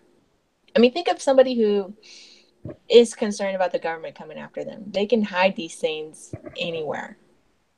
And if it's a good hiding spot, it's a spot that only you would know, and there's not that much of the population coming after it. You don't have to worry too much about environmental factors. It can sit there until you no longer being pursued by the government and go pick it up, and it's still valid. Yeah, yeah, and they rounded it too, which kind of Mm-hmm. makes it useful if you have it in your pocket or you're Mm-hmm. putting it somewhere. When I saw the first one, I was a little concerned about the square edges, and it probably hurt some people Mm-hmm. while they were using it. But interesting. Well, the time just flies so fast, and we didn't even get into any of the news or anything. I don't know if it's even worth talking about. We'll probably have to save it for later. But if if people want to know more about you, Hiroja, what's the best way to contact you? Because I watched some of your videos. You have some videos about BitConnect, which is interesting. I could tell you're not. Is it safe to say you're not a fan of BitConnect? I am not a big fan of BitConnect. I put those videos out in support of, Ken Bozak, who had he said, you can take these videos and put them up. I was like, okay, boop, boop, boop, boop. And I downloaded them, put them on my channel, and I just kept them up there. I'm not a big fan of BitConnect. I'm not a big fan of Regal Coin. Some of these very scuzzy and just scammy things are not very good for the space. I wish more. I'm not so much, for leaders or anything like that, or truth to some particular voice, but I think more and more people need to condemn these particular types of sites. They need to stop being listed, really. I've never been a huge fan of Coin Market Cap because they'll just list anything. And maybe just because they're just reporting stuff. But when you run ads for, God, they run ads for, what's that mining company that fleeced everybody back in the day? Bit something, Bit Flyer, Bit something. I I don't know. forgot what it Brian was. would probably be able to tell you. Yeah, it No, was I don't. Minergate or it was a mining company. It was very early on. They were supposed to make all these ASIC miners, and it was just a big old The scam. oh, laboratories. Yes, they had those ads running forever. Just like anybody who has money can put their ad up there. It doesn't matter how valid the company is or the quality of the company. And make your money, I guess. But it's just very scuzzy. You see Regal Coin, you see BitConnect, you see all these other things, and I looked into BitConnect. I looked at the names. I looked at the website. I've tried to do lookups and stuff like that, and it just looks bad. And I can't believe so many people are putting their money into it. And I understand why. They've made it very easy for people to do. It's much easier to get into BitConnect than into Bitcoin. I'm not talking about the value. I'm just talking about just ease of connection, um, ease of buying in. But oh no, I'm not a big fan. But they can find me, on Twitter at Hiroja Shibe, all one word. They can find me at Hiroja Space Odyssey Network. They can watch either that network, or they can watch my blogs about different aspects of the cryptocurrency space at Hiroja's Thought Bubble. And both of those names, if you look at any of your podcast catchers, whether it's iTunes or Stitcher, you can type that in and you can find my podcast shows there. awesome. At the end of the show, or after the show ends here, probably you should probably send me the links to those. Mm-hmm. I have your link in the to your YouTube channel, Mm-hmm. and I have the video of your response to me, which got my attention to ask you to come onto the show. And so, you seem pretty genuine. I didn't even know you had a channel until you told me about it in the live chat of somebody else's video. Mm-hmm. So I'm grateful that you reached out to me that way, because it's really hard to find other people in this space who are genuinely interested in cryptocurrencies or in this particular space, because the value of a lot of these cryptocurrencies has gone up so much in just this year alone, that unfortunately when you have something like this happen, it attracts a lot of bad actors. It attracts so And many bad actors, yes. yeah, it And it's feels like sad. 2013 all over again in some ways, but times all the 1,000. altcoins that it's come into existence, plus the ICO coins, it's come, times 100. So it's gotten pretty bad, and it's pretty disheartening sometimes. But it's good to hear voices of people who are sane, and reasonable. So it's good to hear your voice, and maybe you should be on a speaking tour. That seems to be a really good way to earn bitcoins, because that's what everyone does. They go on a little conference, speaking tour, and get paid in bitcoins that way, and all that. So Consider that. I thought about doing meetups and doing speaking. It's just, I feel that at this point, because I believe that information should be free, it should be as easily disseminated as whatever. I feel very weird if I were to accept monetary compensation for something like that. I have no problem doing like one-on-one, because you're taking, it's both of our times, and I'm really showing you something that might be very complicated to break it down for you in a simplified fashion on a one-on-one basis, like at a tutor level. But, you know, all the support for people that do that and make a living doing that is great for them. It's, selling the books and stuff like that. It does help awareness and adoption and things like that. It's just, there's so many ways to learn, and I just think it's easier for people to have as much ease of access as possible, through YouTube or through podcasting or blogs, and just being able to click and get reliable information, easy to understand information, EL5 it, make it as simple, speak to them like a human being and not someone who's a dev or a technical person. Is very helpful for people, so that they know that what they're doing is not only right for them, but they have some assurances or some kind of understanding of what they're actually getting themselves into. Because I don't think this new wave of noobs have any idea what they got themselves into. And they're going to get really hit hard when this fork happens and when the crackdown happens, which I have a suspicion is going to start happening in 2018, especially stateside. interesting. Yeah, well, Okay. the SEC is meeting tomorrow to discuss just how they're going to handle it. So we'll see, right? Yeah, the ICOs, like I have a token that didn't start out as something that's supposed to be an ICO, but if I want to have it still be of some utility, I had to get into the security. And it's very frustrating because I can't unload it. I just held on it because it was fun to hold on to. But now I don't want to hold on to it, and I have no idea what my liability is going to be now. And yeah, so I have no idea how to dump it. I don't know if by dumping it, what my tax liability is going to be, if I've just done an illegal transaction, stuff like that.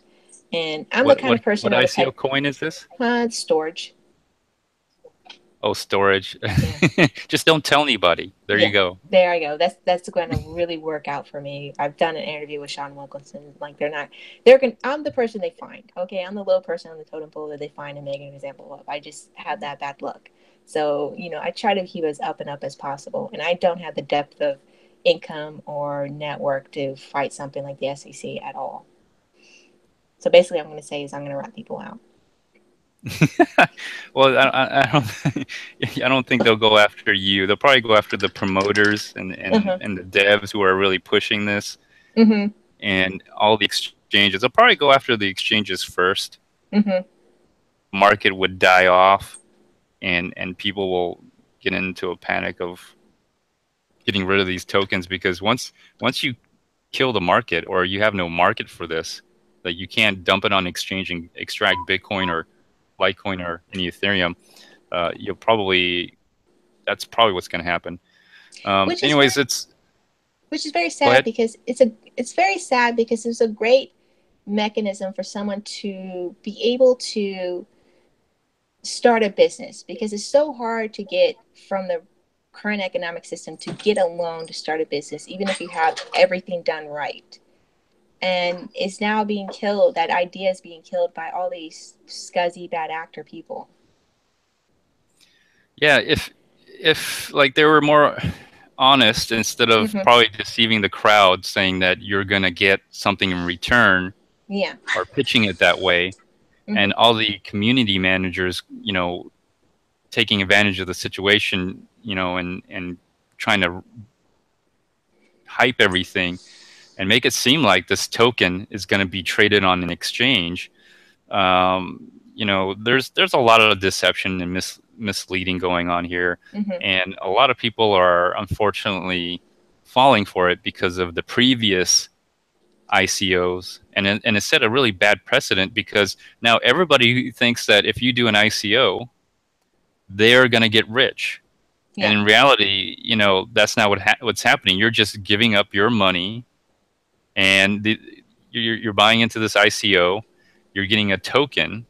The companies are going to be dumping this, you know, whatever you gave them Bitcoin, you gave them Ethereum. They're going to be dumping it for cash, and they're going to say thank you very much for your donation. And that's kind of what happened to recently with Kik, the software, the messaging app.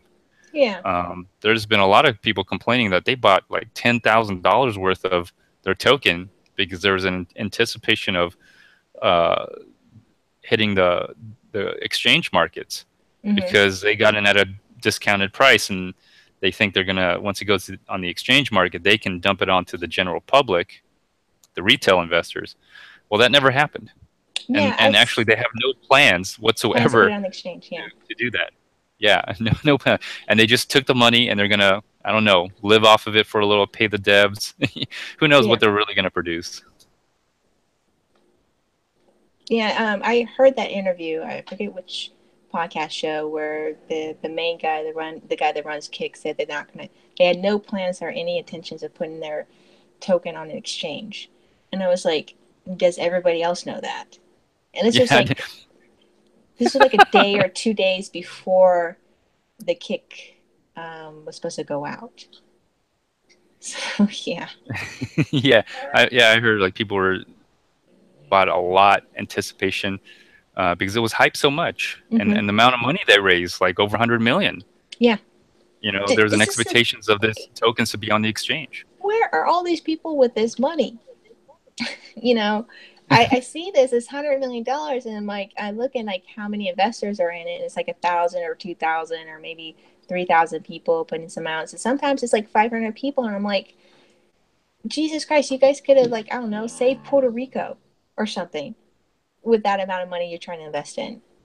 I mean, seriously. Yeah. The amount of money in the ICOs, I think it's over $1 billion.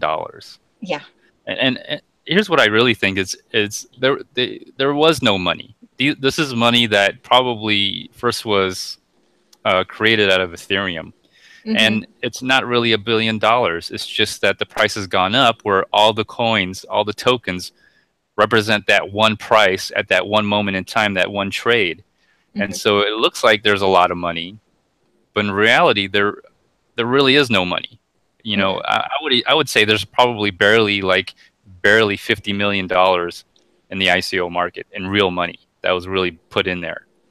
All of it is just is what I would call well, I wouldn't call it slippage. You know, someone just doesn't have to. Either they buy up all the tokens, and then that leaves a very high demand on the exchanges. So when people buy in on this hype, it just drives up the price very easily. And so all it takes is some whale, which did happen with Ethereum on Coinbase, to dump all their tokens. And then you've seen it go from almost, I think at the time, it was very close to $400, drop to 10 cents in the order book. And so there's going to be a criminal case on that. And I think Coinbase is going to get hit very hard with that, because that should never have happened.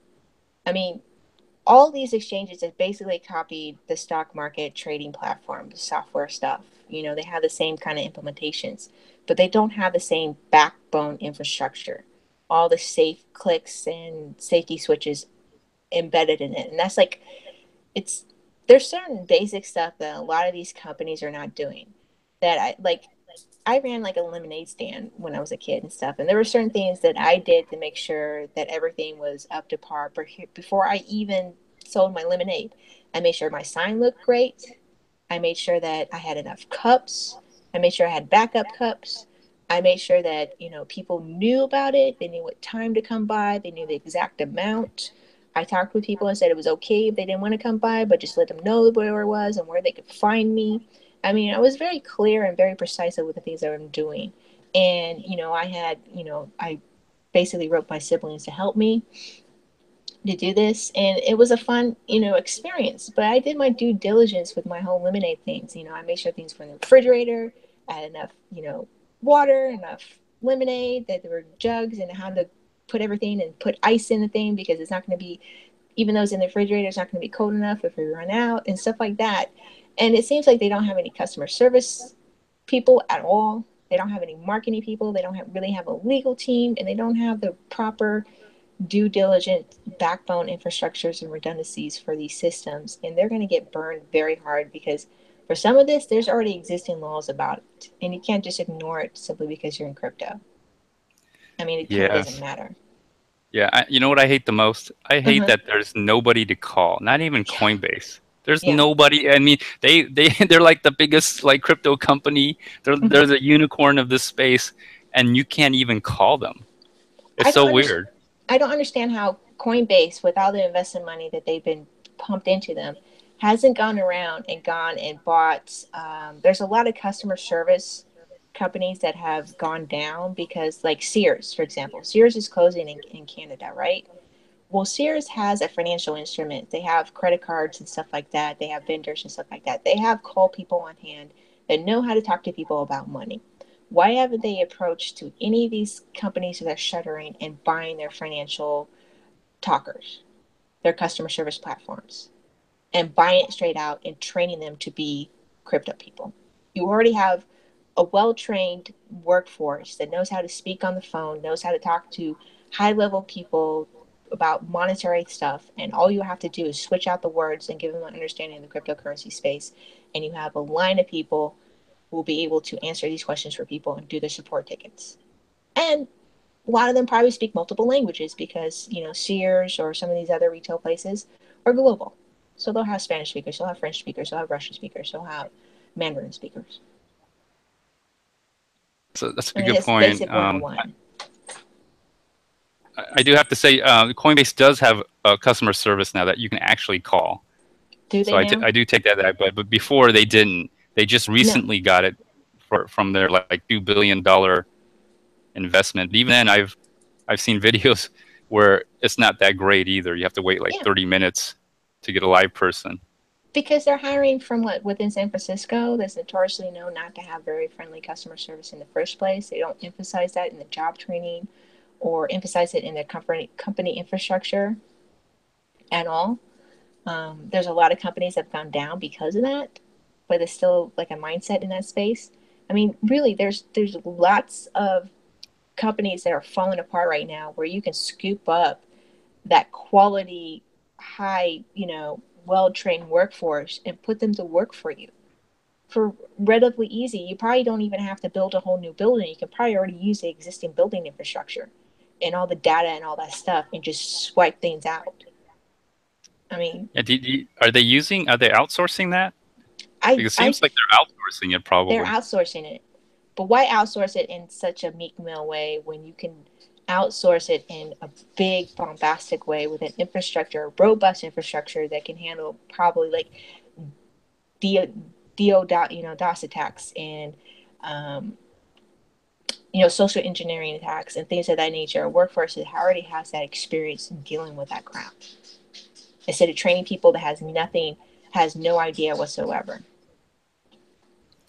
Probably costs too much money. I mean, they couldn't even afford servers that wouldn't go down during spikes and crashes. So, oh goodness. That's what I also don't understand. Why don't you have servers? You should have hundreds of servers. That should be the first thing paid. Not yourself, whoever's the head of the company. Not even the lights in your own office or the best office equipment or whatever. It's the product. Everything should be going into the product and then from there out.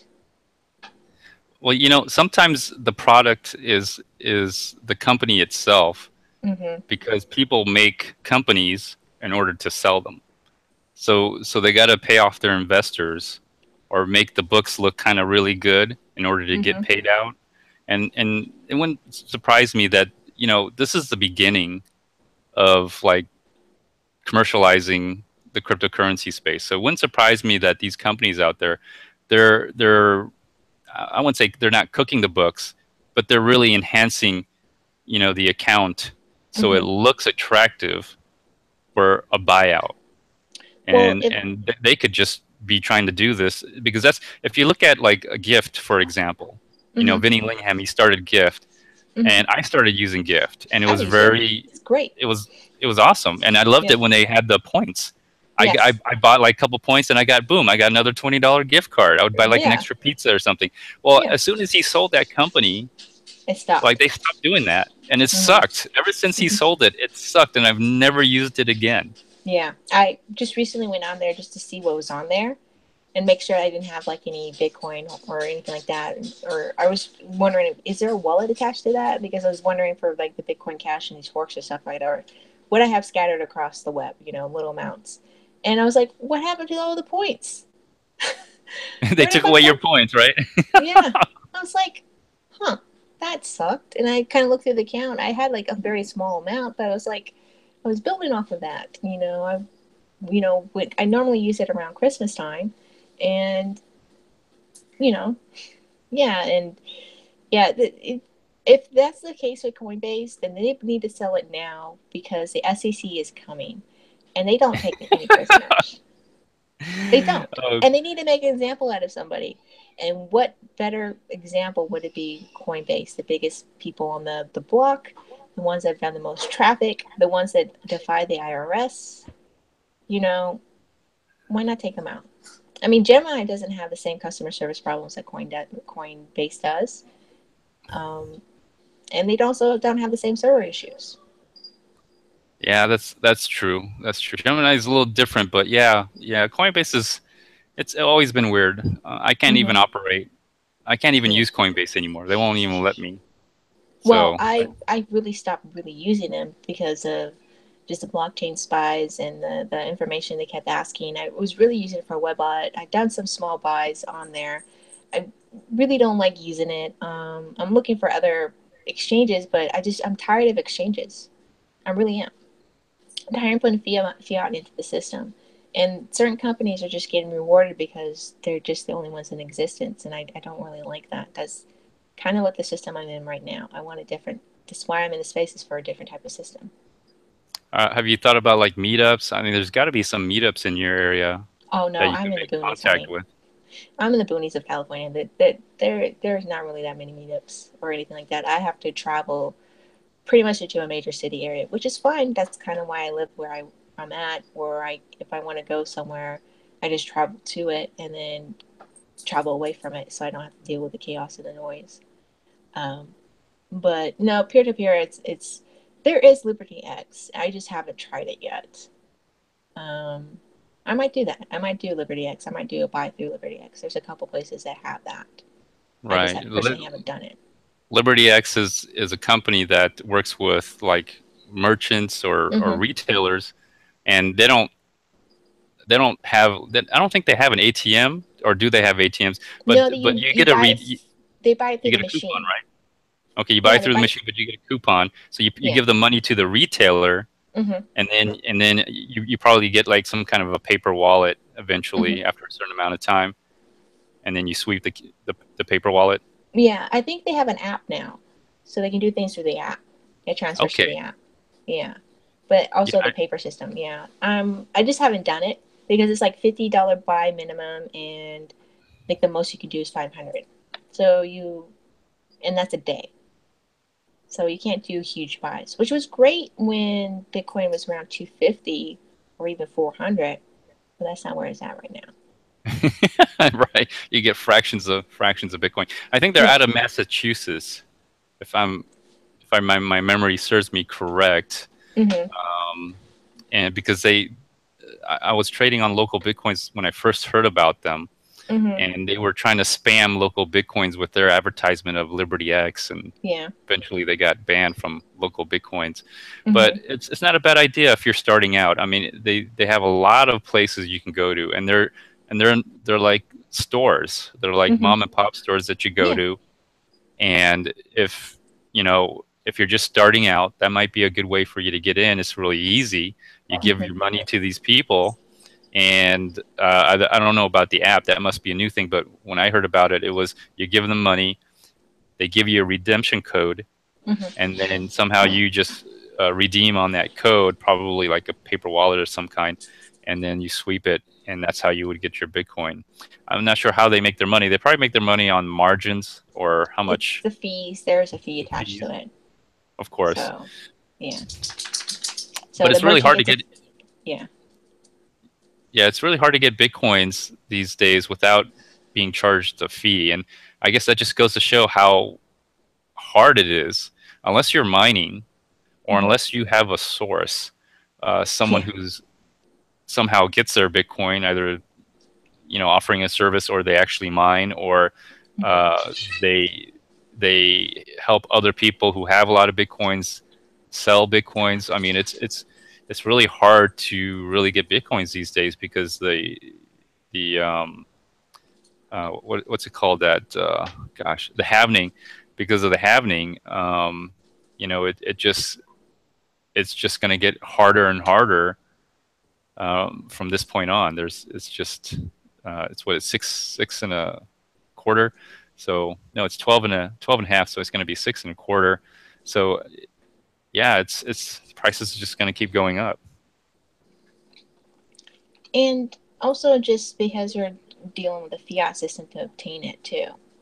So you have that added layer to it. And until, I don't know, everything becomes crypto, or atomic swaps happen where it makes things, I don't know, easier, but still buying into the system, it's a big hurdle for a lot of people.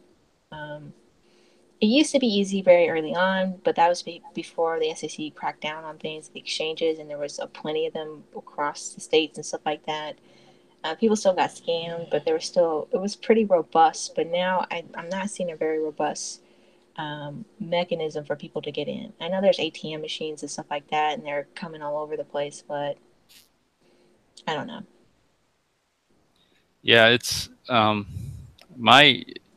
lot of things I do is just peer-to-peer trade, but it's still hard to find someone because I would even say peer-to-peer trades almost kind of died out a lot because Coinbase has come on, all these other exchanges, the ATMs are all over the place, and it's made it easy, but at the same time, you have to give up a little bit of your personal information. And at the same time, there's also been a lot of arrest, or I guess you'd call them arrest, of peer-to-peer trading. And not as much as before. It was really bad back in 2013, 2014 time. I mean, they were really going after traders, you know, individuals. But since then, it's kind of calmed down, but it's still hard to find. So any other way of trying to get Bitcoin, you have to give up personal. Now you have to give up personal information to get some. Yeah, and that's the reason why people got in the space, is they didn't want to do that. And you know, I've done that recently just to try to get rid of my storage stuff, and I just felt very scuzzy. I had to like take a picture of myself holding my identity in a piece of paper. That's ridiculous. Like you hold your ID and take a picture of yourself while you're holding an ID. And and transmitting it across the internet, and you know, it's just ridiculous. It's a ridiculous loop. It really is. I don't know what the solution is. I don't know if it's going to be some regulatory compliance or a bigger nation than Japan that says that this is a currency or something that changes things. Because that would change the nature of cryptocurrency itself and how it's dealt with. It won't be a commodity any longer. And currency rules would apply, which are a completely different set of rules and maybe not as many hurdles within the banking infrastructure. But hello, we lost you. Oh, you Are did? you still there? I'm still here. Are you still there? Yeah. Okay. She's here. I didn't lose her. Okay. Oh. Sorry. But you know, I think the Bitcoin's future is still bright. It's just we have to get back down to basics, and I think we've got distracted by the scaling debate from that. We're not building out as much as we used to, and that's why there's only a few exchanges. Yeah, it's been a distraction. The whole scaling thing and the infighting is really taken away. it's allowed like other coins to really, I wouldn't say take dominance. Although recently, you know, the Bitcoin dominance has been shifting the other way, Mm-hmm. and I'm wondering if things are tilting because the altcoins have recently gone down in price, and the chatter is that everyone's buying into Bitcoin because of the split. I don't know Mm-hmm. how true that is.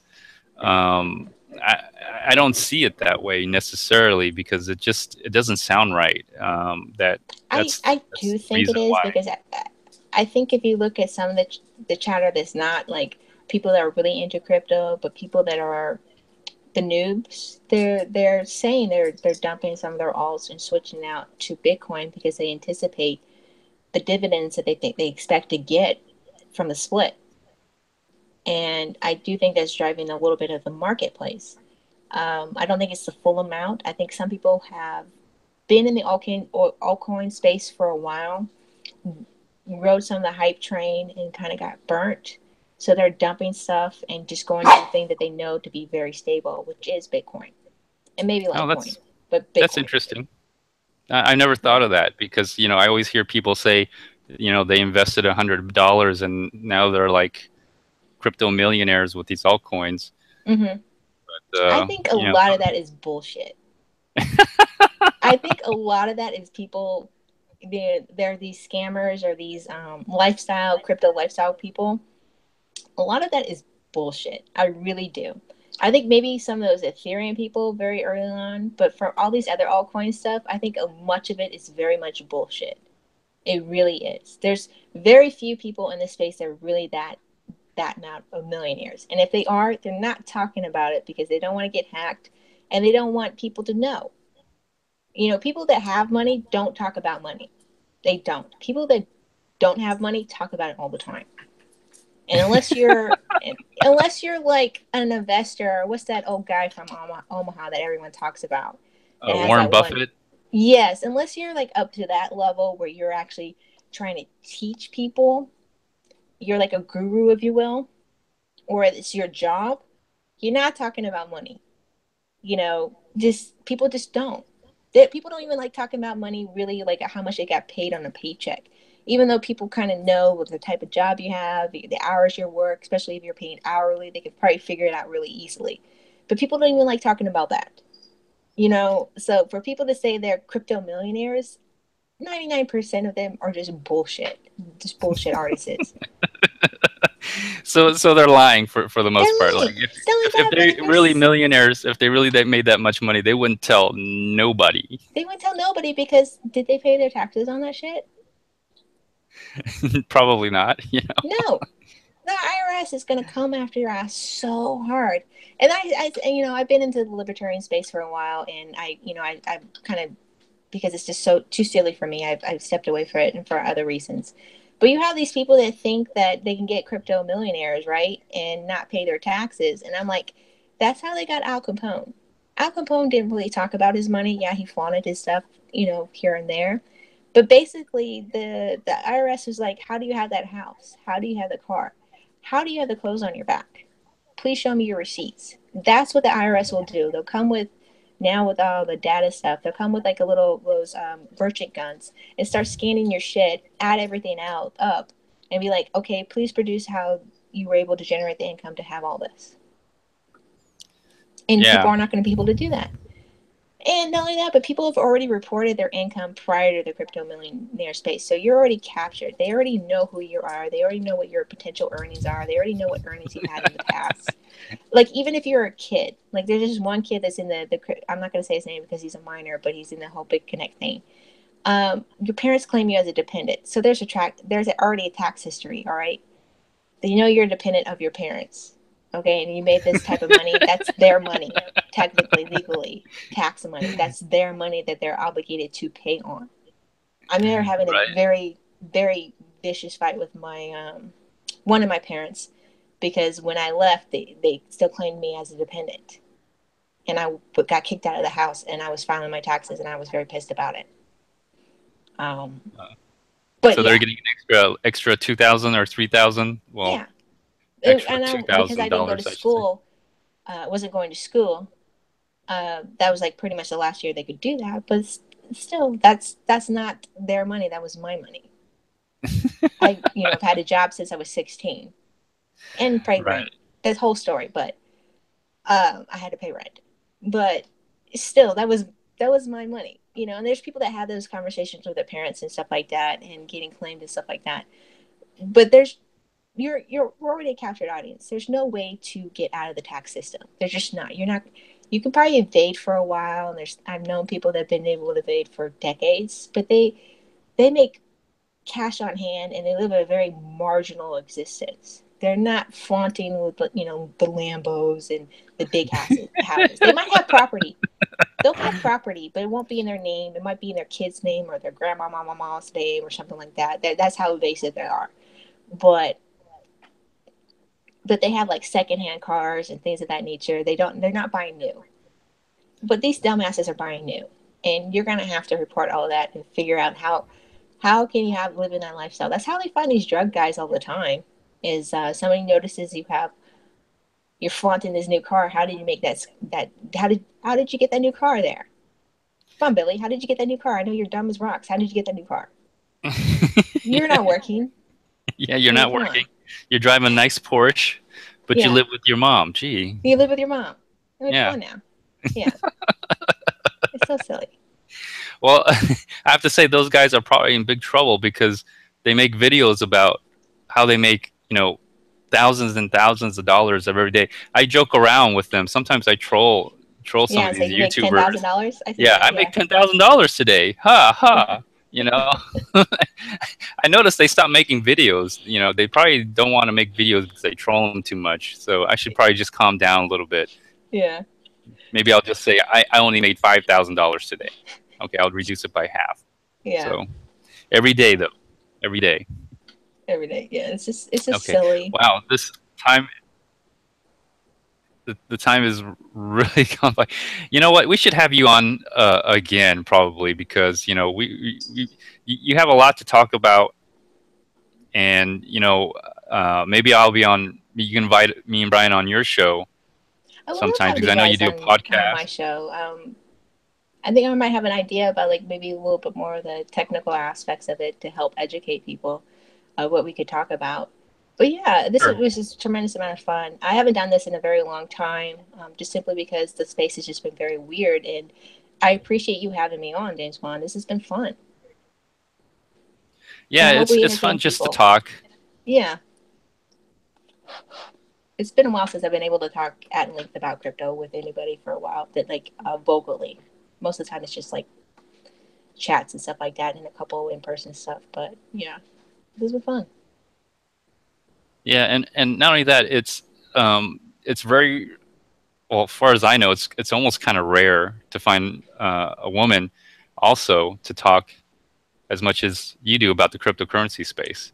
And so I always joke around about that. Yeah, there's a few others. I mean, probably the biggest visible one was Amanda. Amanda Johnson? Amanda Johnson. I always keep saying I think of her as Amanda Palmer. I don't know why I have that name confused with her. But Amanda Johnson, I used to watch her videos all the time. And then she did the Dash stuff. And then she stepped away for a while for whatever reason. And, she's probably the most visible one. There's a few others out there. I guess she got some shit or something like that in the Dash thing. I don't know why. It'd be interesting whenever she comes back into the space because... she speaks with clarity. She speaks with emphasis. She has knowledge. She breaks things down and makes it very digestible for people to watch the videos. And that's why people are watching them. And I think she's a great spokesperson for the cryptocurrency space, at least for Dash for a while. And we need more people like that to make things, kind of like Andrea and Aquilopoulos, but, a little bit more simpler for people. Though I can, but also she's also one of the what I've noticed is she's also hated as much as she's loved in the space as well. I don't know why that is. I don't know why that is. I don't know why she's hated. I don't know if it's because she's a woman or because she's, a lot of the big guru, because she's very elevated as far as the cryptocurrency space as speakers, but she's not a dev. She's not a technical person, and she's going into these conferences as not one of those people, and maybe that's why they hate on her, because she's not one Yeah, of them. And I think that's silly. I think a lot of people hate because of how she's pivoted away from Bitcoin and going through these different coins to market. A lot of people view her like as a marketer. She is a You marketer. know, That's fine. and she is, and so, but that's also, I think, the reason why they also don't like her as well. Well, Because she they was don't honest feel and like, transparent. She said, I put this bid in for Dash. I'm moving to Dash. They're paying me to do this. This is why I'm doing this. I remember watching that video, and this is what I'm doing. This is my job. This is what she kind of chose to do it, but it was accepted. It wasn't like she's hiding it like some of these other marketers where they're, a lot of these pump and dump guys or these lifestyle gurus. She was very transparent about it. And I'm not a Bitcoin maximalist. Other coins are going to exist. There's never one product of anything in existence except maybe nuclear bombs. Okay? And you kind of want it that way. Okay? You don't want variations of nuke bombs. I mean, they've tried it. I'm sure there's some in existence. But really, you don't want that. I mean, just open your closet and think of how many different types of shoes you have for different types of purposes. Some might be for fashion. Some might be because those are my work shoes. Those are my running shoes. Those are my flip-flops. Those are my house shoes when my feet get cold. I mean, there's going to be coins that do have some type of functionality. Ethereum's for smart contracts. That might happen for Bitcoin as well. But right now, Bitcoin's not doing that. And so there's a space for that. Litecoin might end up being the actual coin that people use for daily transactions. There's other coins that, Monero for privacy. Zcash. I'm still questionable about Zcash, but Zcash or Pivx, I think. Some of these other privacy coins. There are other coins out there that do purposes. BitShares. Different things for different purposes. I mean, it's okay. It doesn't diminish the value of Bitcoin itself. And I personally think it enhances the value. Because they all come together in this space. This is a new economic system. So some things are going to work, some things are not going to work. And who knows, somebody might come in this space like Apple, see all the mistakes everyone's done and do it better. And Bitcoin might lose. yeah, it's quite possible. Anything's possible in this space. You never know. Yeah. But I do find that the interesting part about this whole thing is it's an open source space. That's why and it's very different than anything I've ever experienced, and that's one of the things that attracts me to it. It is intriguing, but at the same time, because of the way it operates or how to get things done in an open source software, it's also a little difficult because I'm used to having things just, if I want something done, I just get it done. I don't have to go through a process. And I think that's probably a lot of people don't understand that. Another thing I take from is the MakerBots. Have you done any research on MakerBots? Well, they were make it the printable, the 3D printers. There was a huge boom. Just like kind of like Bitcoin with open source software for MakerBots.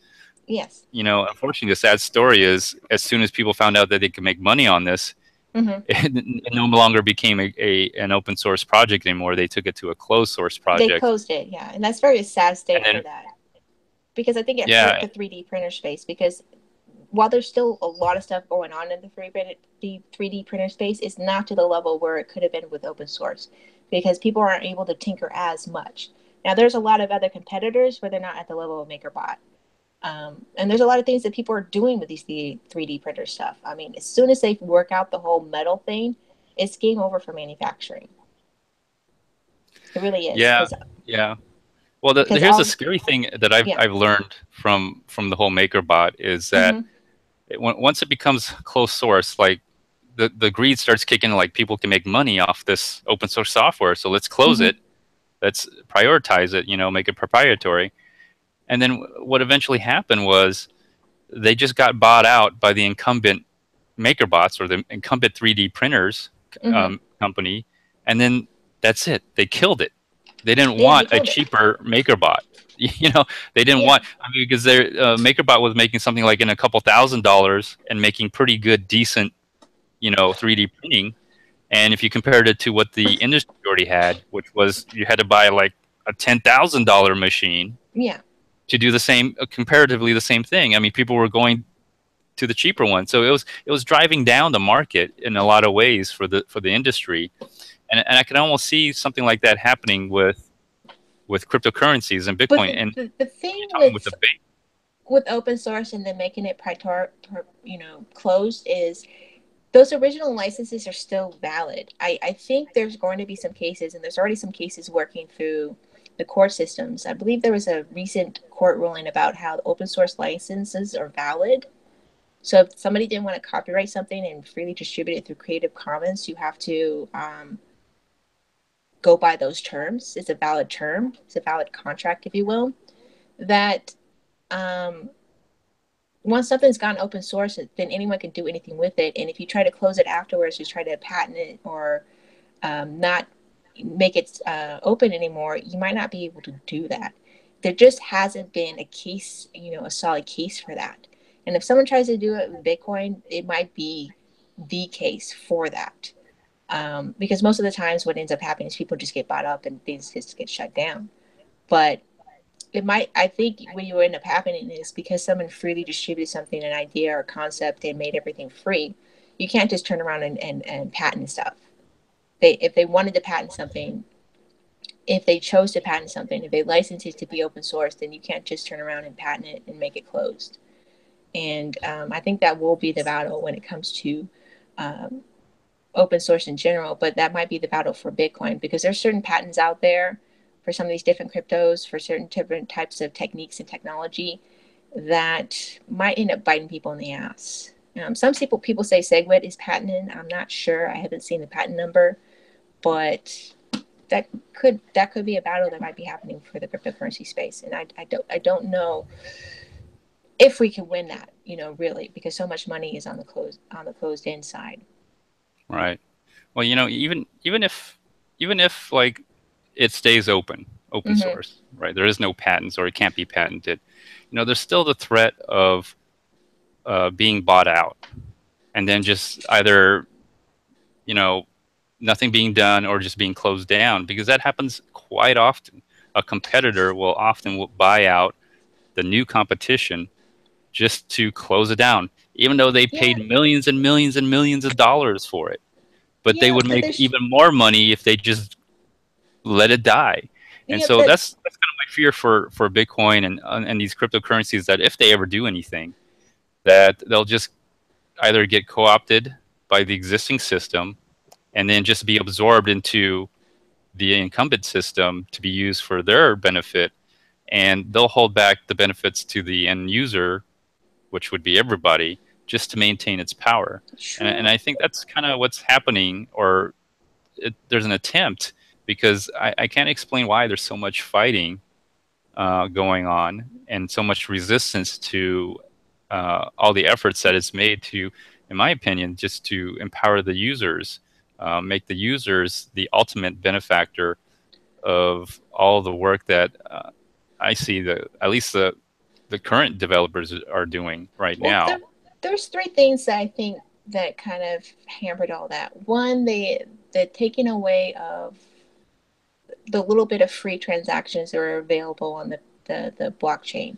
That was kind of taken away. Two, nobody decided in the space that if they built up a Bitcoin mining pool, that maybe they just by default take a percentage of free transactions for whatever purposes. It's no scuff on them as long as they take enough fees in. The other thing, the biggest thing that's really, I think, hurt the Bitcoin community is ASIC mining. It happened too soon in this space. We needed enough people to be able to operate nodes, mining nodes, but to be able to participate in the mining and the GP mining or CP mining of the network to distribute it further. But as soon as those chips came online, it was kind of game over when it comes to the decentralization of the network space. It just is. Unless Bitcoin somehow changes its algorithm to where it's ASIC resistant, I'm not seeing how it's possible to be as decentralized as it needs to be. Now, I know it wasn't always going to be that way, where there's going to be servers everywhere or nodes everywhere, as Satoshi Nakamoto wanted, like 100,000 nodes or something like that. But it happened too early in the space for that, that happening. And as a result, there's users that feel that they're being pushed out of actually participating because they can't run a full node because they're not going to make any money. They're going to waste all this electricity and get like pennies in Bitcoin, really. And so, Yeah, I wonder what's going to happen at the end. I mean, is it going to be a fee-based system for mining? Because either the price has to go up a lot, like in the millions, and the fees have to stay in for them to continue mining because there won't be see, any the thing is, rewards. while the fees are brought in to incentivize the miners, the whole purpose of mining was to be uh, compensating people for mining, but to secure the network. It's not how people were really supposed to be making their living off of. And that's what a lot of people in mining are doing. What they're not doing is doing other things within the cryptocurrency space to make their money. They should consider mining to be something like a cost of business. It's kind of like if you have a business and you pay a cleaning crew and worrying about the return of investment on your cleaning crew. Your cleaning crew cleans your shit to make sure everything is up to code and you're sanitized. It's a process. It's something you have to do. You can't have a dirty place. I mean, seriously. Um, and I don't see enough of these mining pools or mining operators or anyone in the space investing into other things that might also do mining. The only other company I see doing that is Bitmain, and they build mining rigs. They have an exchange. They have payment services. They invest in other um, big Bitcoin based businesses in China, and they also have a big mining operation. Um, so they're pretty diversified. They don't have one source of income. I think there's too many miners that just have mining as their one source of income, and that's a really big, huge problem for the space. There's not a diversification of businesses, I guess you can say, or building off of businesses, if you will. Yeah, it's also a little dangerous because I know Bitmain has invested money into Rootstock, into BitPay, and um, some say Bitmain owns via BTC, which they started an exchange. I know Jian Wu, who owns Bitmain, has invested money into via BTC exchange, and of course there's these pools that supposedly are also owned. It almost becomes a little too much of a monopoly. It is a But bit of a monopoly if he's the only one doing it. There's nothing stopping anyone else from doing what he's doing. They should have well, already been doing what he's doing. there's a limited amount of money. you know, it's really consolidated. When I started, there was not that many Chinese miners. Now, in a process of 4 years, all of a sudden, it's dominantly Chinese miners now. And so there's been a big shift or change. Now, whether they put the money into it or not, or they manufactured to get that advantage to do it, or whatever they did, whether it be ASIC boost or energy efficiency, but that consolidation of power does worry me a little bit. And the only thing that's really stopped it is the development, or at least the development side. There's no one's been able to fully control the development of Bitcoin. But that's, I think, changing or may change with this 2x hard fork, where they're trying to also control, or whoever has the money is also now kind of trying to monopolize the development. And if it does that, it may not be decentralized anymore. And even if it doesn't get decentralized, let's say it stays, everything just works out, like the fighting goes on, and somehow we go into some kind of happy medium. I really doubt mining can go on for the way it is right now. It's just too intensive. And I don't know if Bitcoin's supposed to last the full 100 years. I think it may just be a certain amount of time in which people think of money in a different way, and eventually get to a point where money may be thought of something as archaic, or something that shouldn't exist at all. Well, you know, the we're thought not of at what money the is and what we Star do Trek for money. level of money there. We're getting close in some senses, but we're not there yet. I still think mining is going to exist. I know it's very intensive. I think as more companies come into this space and actually start building ASIC chips or building the next chip, if you will, you're going to start seeing some diversification and pull away from China as being the only really source of power for mining, really. I mean, that was the big fear with the whole China FUD was, are the miners going to shut down? And they haven't thus far. I just think as an effort, as a community, we really need to maybe instead of pulling ICO money investment into ICOs, just think about how can we secure the network, more nodes up and running. How can we get more mining pools in different countries, in different parts of the countries mining? They don't have to be very large. They can be small warehouses, very small spaces, and just have multiple little spaces out there, and to diversify the mining pools so that Bitmains and however many mining pools he actually owns is not like 40% of the network, or even something past 40%, maybe even close to 50% of the network, where it really truly diminishes. It doesn't matter how many names he slaps up on there. He can't capture the network at all. I And don't it's know. really just a It's hard to matter of answer effort and that. time.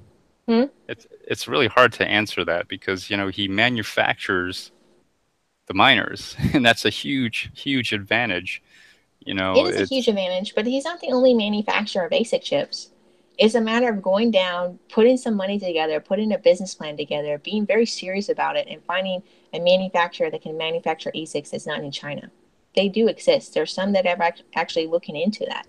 I'm wondering if which of these graphic card companies, NVIDIA or AMD, are going to get into that space.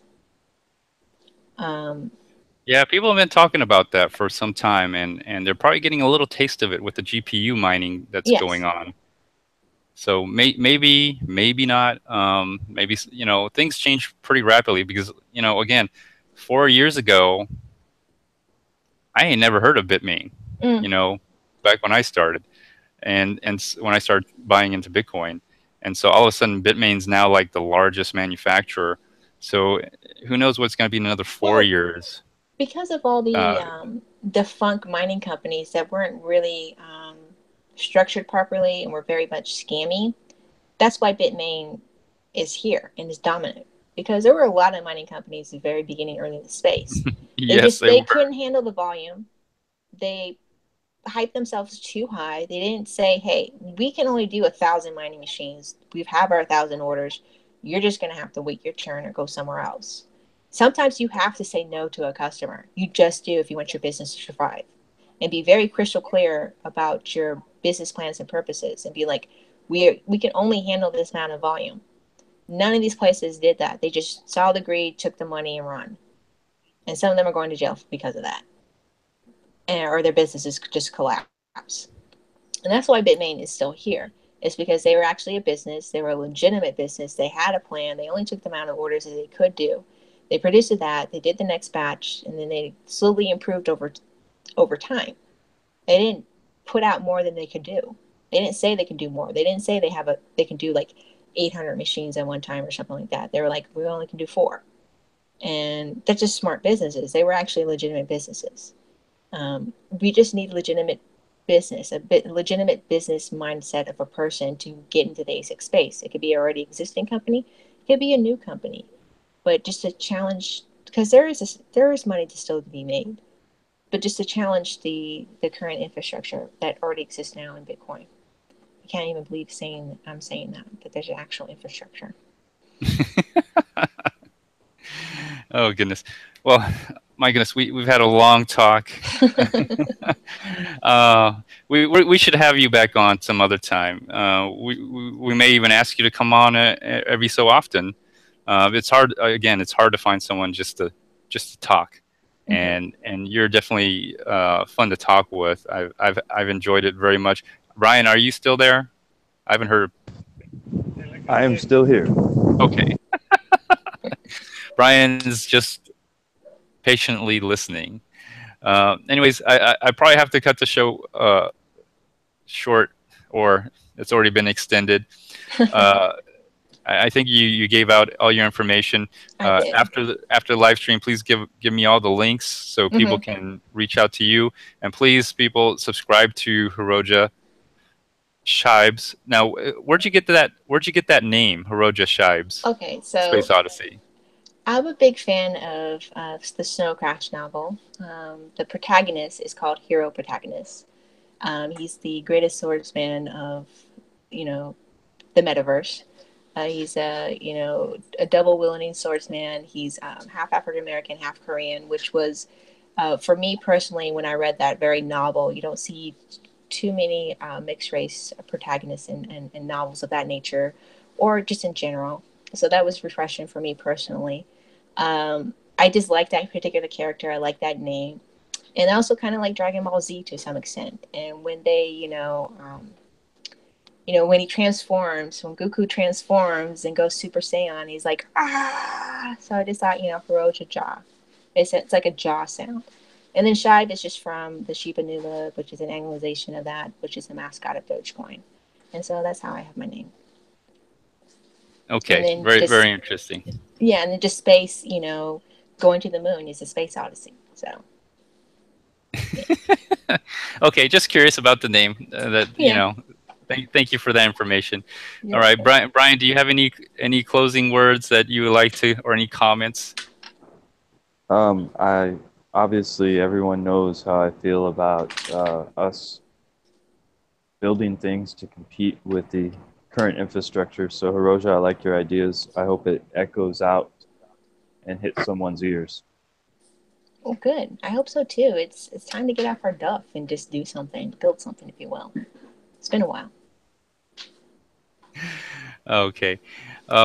Any last words from you, Hiroja? I know you've already said a lot, but no, I just want to say is just thank you for having me on. Like I said earlier, a little bit earlier, this is a great conversation. It's just fun talking about crypto, but not necessarily just talking just about technicalities or the forking or whatever, but just talking general, just about everything about the aspects of it, and it's been a fun conversation. Okay, excellent. Well, thank you everyone for tuning in and being in the chat. You guys have been here for a very long time. I hope you all enjoyed it. But we'll try to have Hiroja on back some other time. We'll talk some more. Let me see here. Like, dislike, leave a comment after the live stream. Until next time, everyone, stay tuned. Bye. Let me see here. How do I get out of here? I'm stuck. Oh, no. There we go.